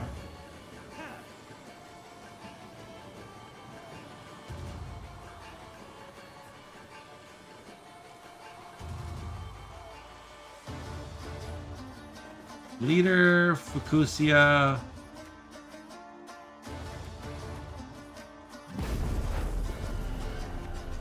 Gonna Yenbo. This top card is a Bear Witcher. And then gonna lead her into Fukusia.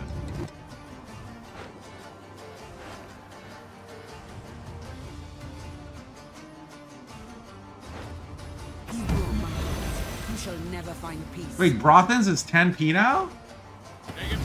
Oh my god. Oh my god. Is Kato gonna do it? Need a hand? Just chop one off. That's a lot of points.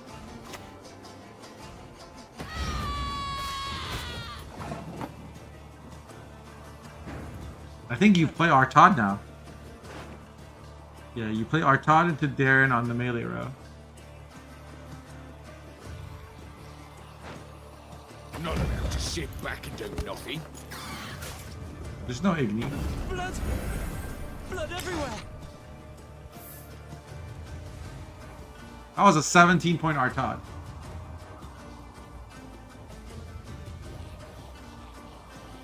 Or 16, sorry.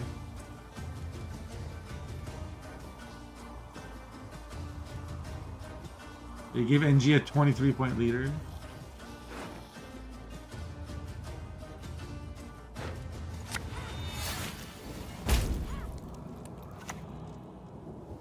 They'll pay for my stolen birthright.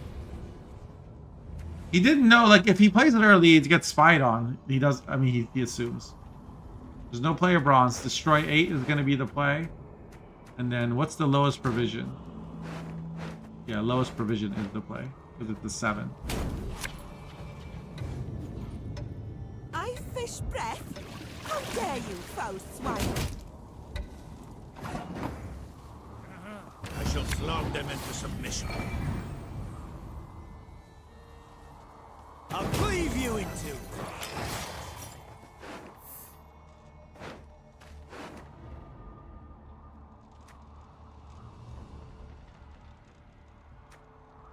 Fukusia into Brockvar, I guess.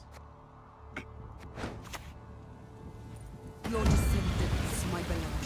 Sacrifices for men. Oh, those are 14. One and all.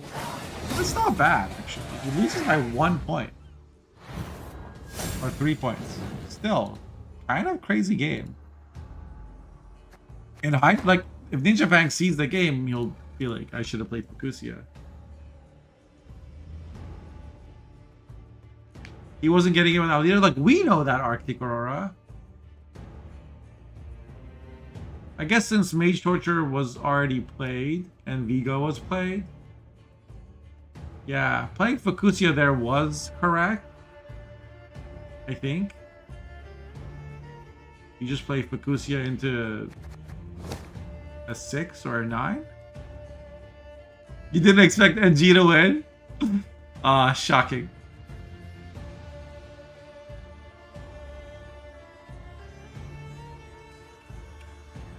I'm surprised this hasn't been used already. Thought they could have played Yen on it. That's also true. Fuck you, needle for garbage. A Nilfgaard won, but a Nilfgaard also lost. Okay. It always makes me laugh.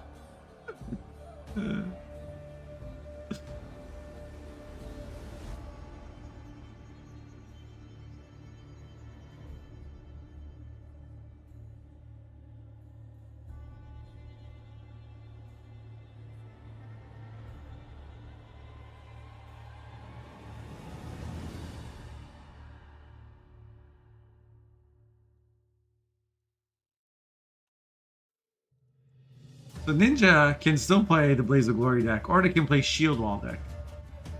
And Shield Wall, Sentry and Spellweavers, not having to worry about Assimilate means it's just Mahakam Forge and Ursine that you're worried about. And like, can this Ursine deck answer every Spellweaver?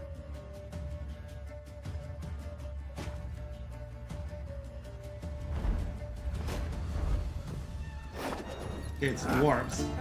Yield and save Dwarves me against time. Blaze of Glory.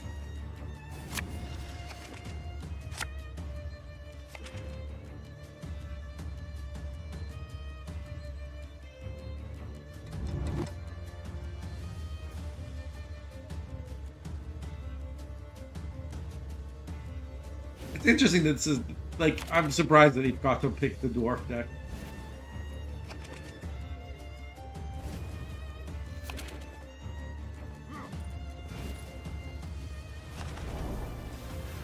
But I'm also surprised Ninja didn't pick mages. Maybe he's not comfortable with them.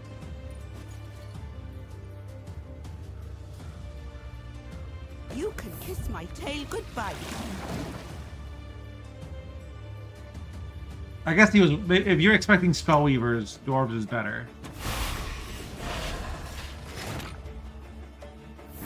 Will this get Brockward? Is the question.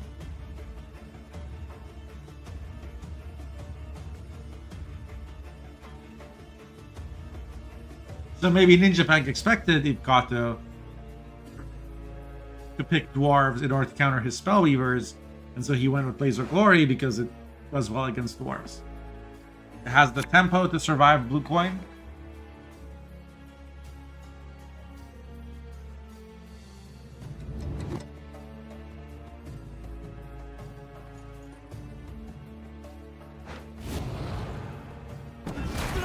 Garen on Iris is like the main reason this deck exists. Because now, 14 points of carryover, boom. If you get there in round 1. Ninja Pang, being the talented lad that he is, also once again has both Coral and Berna in hand round 1. Countless riches and corpses. To be fair, I really thought Ninja was gonna win last game because he had red coin and card package against Assimilate, but I was wrong there. We have a thematic song request coming right up. I guess we know which side R35 is rooting for.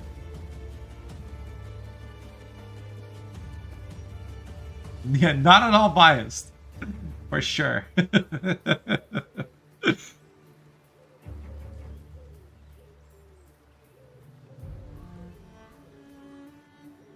You hear the drums? Monroe's played in round 1. Will we see a leader charge to deny the pass? The answer is no. Technically, leader can. This is exactly 14.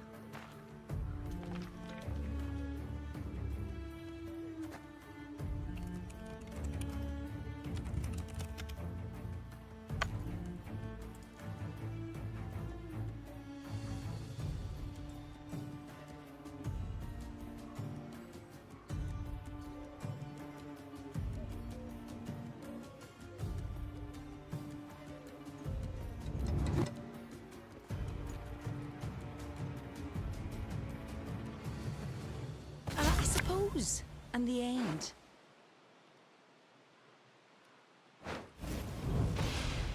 Let's not get in the way of me axe.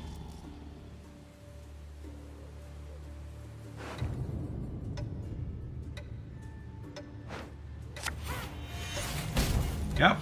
Okay. Ninja said, you got me. I will leader that shit. But this does let Ninja Fang play rent-free anytime now. Will Kato be happy? This hand is like 2 gold, right?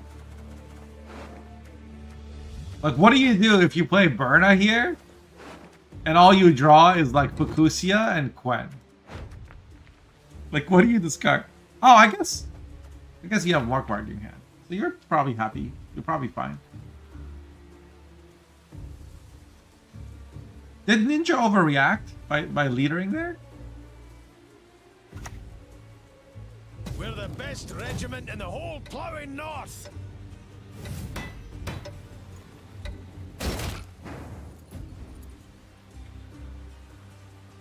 Yeah, it's Batiste. Rent-free, then base copy, destroy 8, damage all. I don't think base copy is going to be good, or damage all, so it's probably just destroy 8.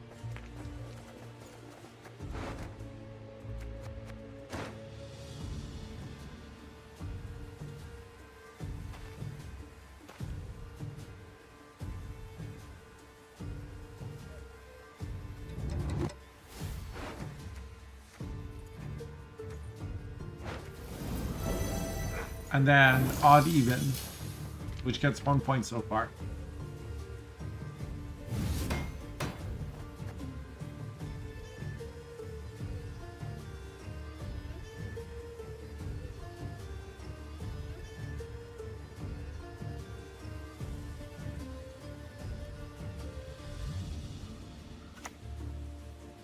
Never had your kneecaps See a skirmisher come down, hit the coral. So this should be the Berna turn. There's a lot of armor just everywhere, but I still think you want to play Berna now. Stand before the This Berna's going to play for 8 points. Plus 10. 18 and plus at least 2 points. So 20 point Berna.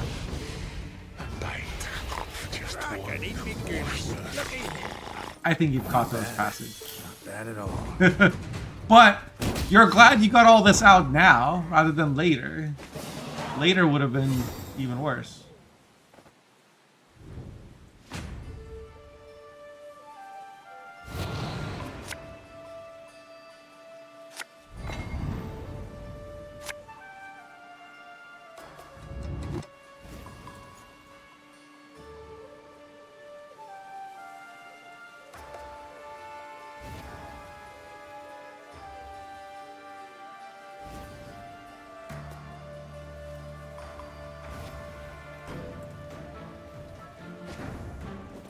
Dig a diggy hole.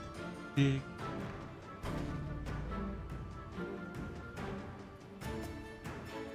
So if Gotha should have the minimum play Mahakam Pass here. Oh, sorry. Ninja Fang's the one bleeding. Right. I guess you probably want to since you, based on what you committed round 1, you probably want to get Cranmer out. I don't know that you're gonna.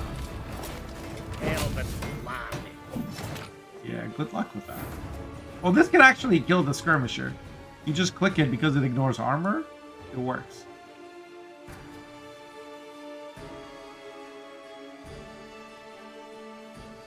If you had Simless, would you be like, oh, this Simless to defend the bleed?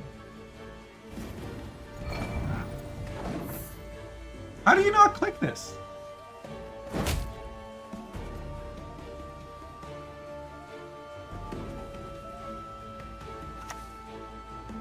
Blood! Blood! Alan?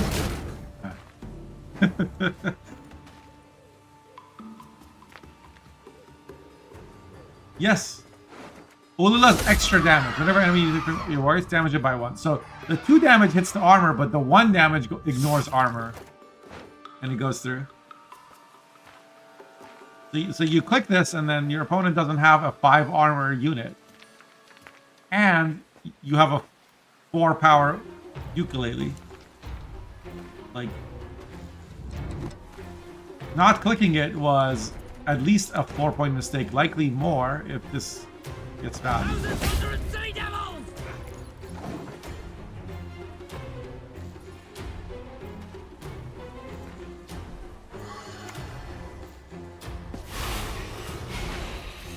We have Dwarven Chariot get played.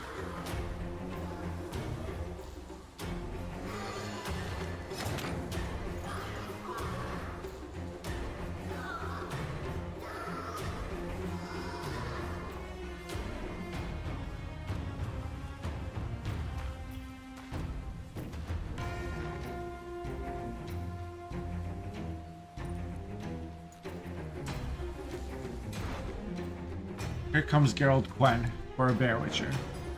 Not your lucky day. Maybe remove one of them? Okay, removes the chariot. Kindness has gotten at least like 7 points so far. Kindness has gotten a lot of value this game. Kindness is the odd even. It boosted this coin by 1 point here. But then... You know, this coin is actually misplaced. This should have been in the back. Right? Because you want two evens next to each other and 2 odds next to each other. That's the ideal situation for this passive. And since it only affects the first card played that turn, this was never getting boosted anyway. That's a 2-point potentially or yeah, probably up to a 2-point misplay. I guess Skull always goes back, so it was a 1-point misplay.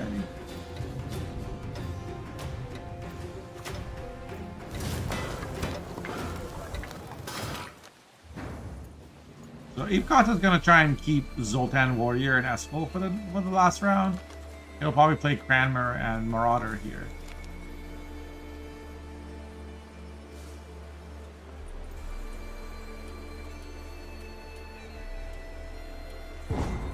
If I was Ninja Pang, I would have played Bear Witcher to ping the armor, and I would have aided the Skirmisher. Well, I don't know if I would have, but if I could see the cards, that's what I would do.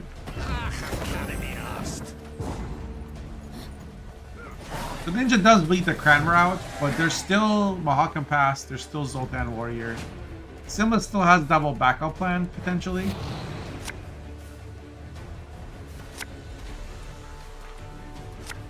I think it was probably hard to get Cranmer value next round.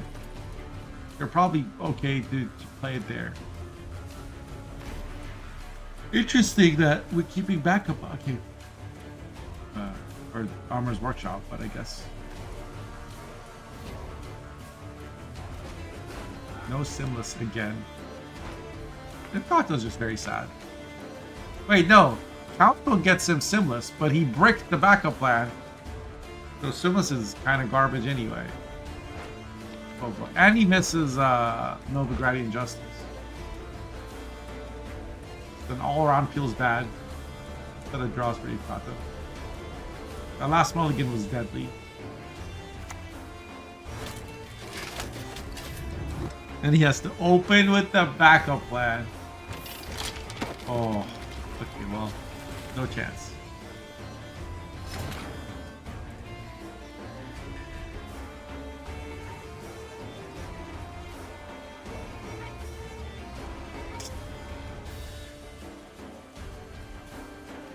Don't you hesitate. Small, yeah.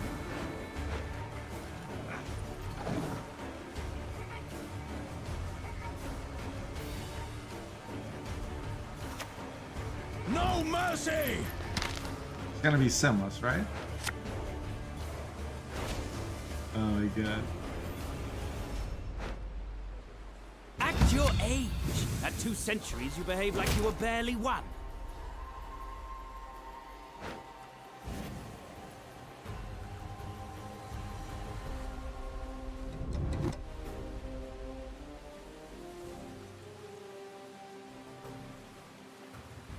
You put it in the back and boost the Sinless so it doesn't die to a Bear Witcher. Slaughter them to a man! That's what we see.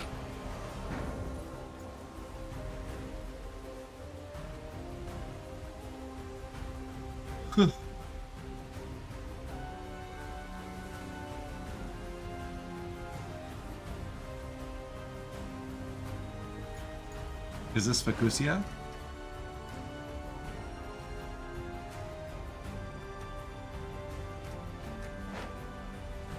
Facusia to a Bear Witcher seems good to me. Sacrifices. I'll cleave you in two. On board.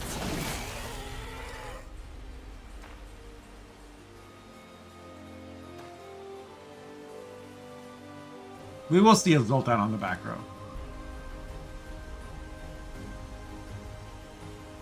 Because you want to have 3 units and you want to eat some of this rain with armor.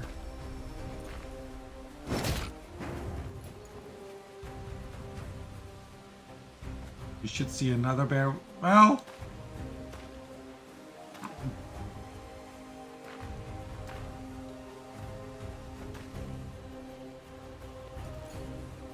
probably Bear Witcher on Zoltan is correct, but also you have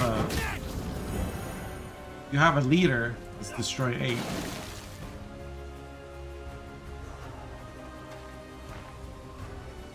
Will be workshop on these 3 maybe.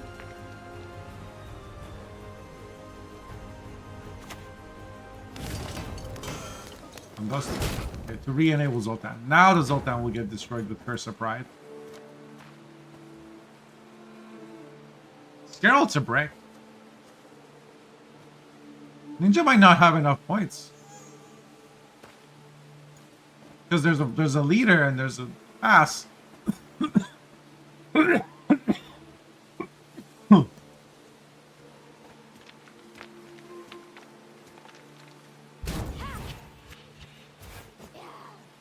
are you gonna do, huh?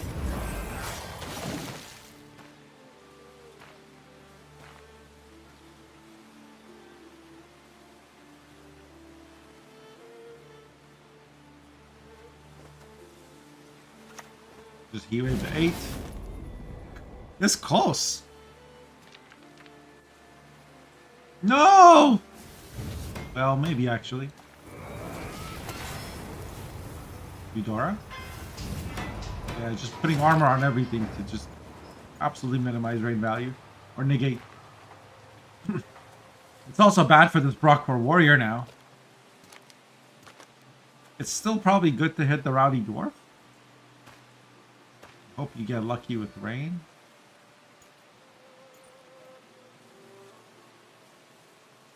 Because Geralt's not getting value. He does. The rain does hit the Rowdy Dwarf. This is going to be 10 points. This will be 4. Oh my god, Ipata wins. Holy shit. I did not see that coming.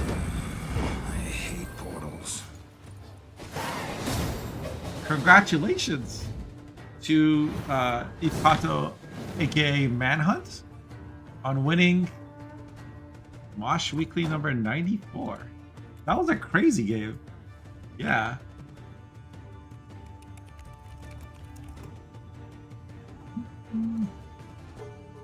So Weeple was the last week's winner. This week's winner is Manhunt 322.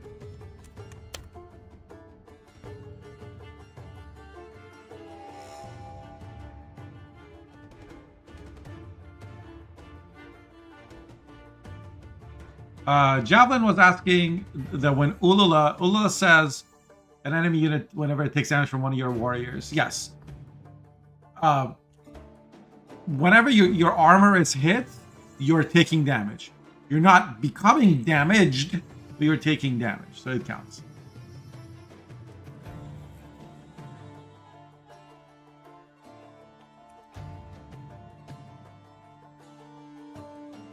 All hail Manhunt. Thank you, Barak. Yeah, I hope you guys enjoyed this today's tournament. Thank you, everybody, for participating. I'm gonna end the YouTube stream here so that the VOD is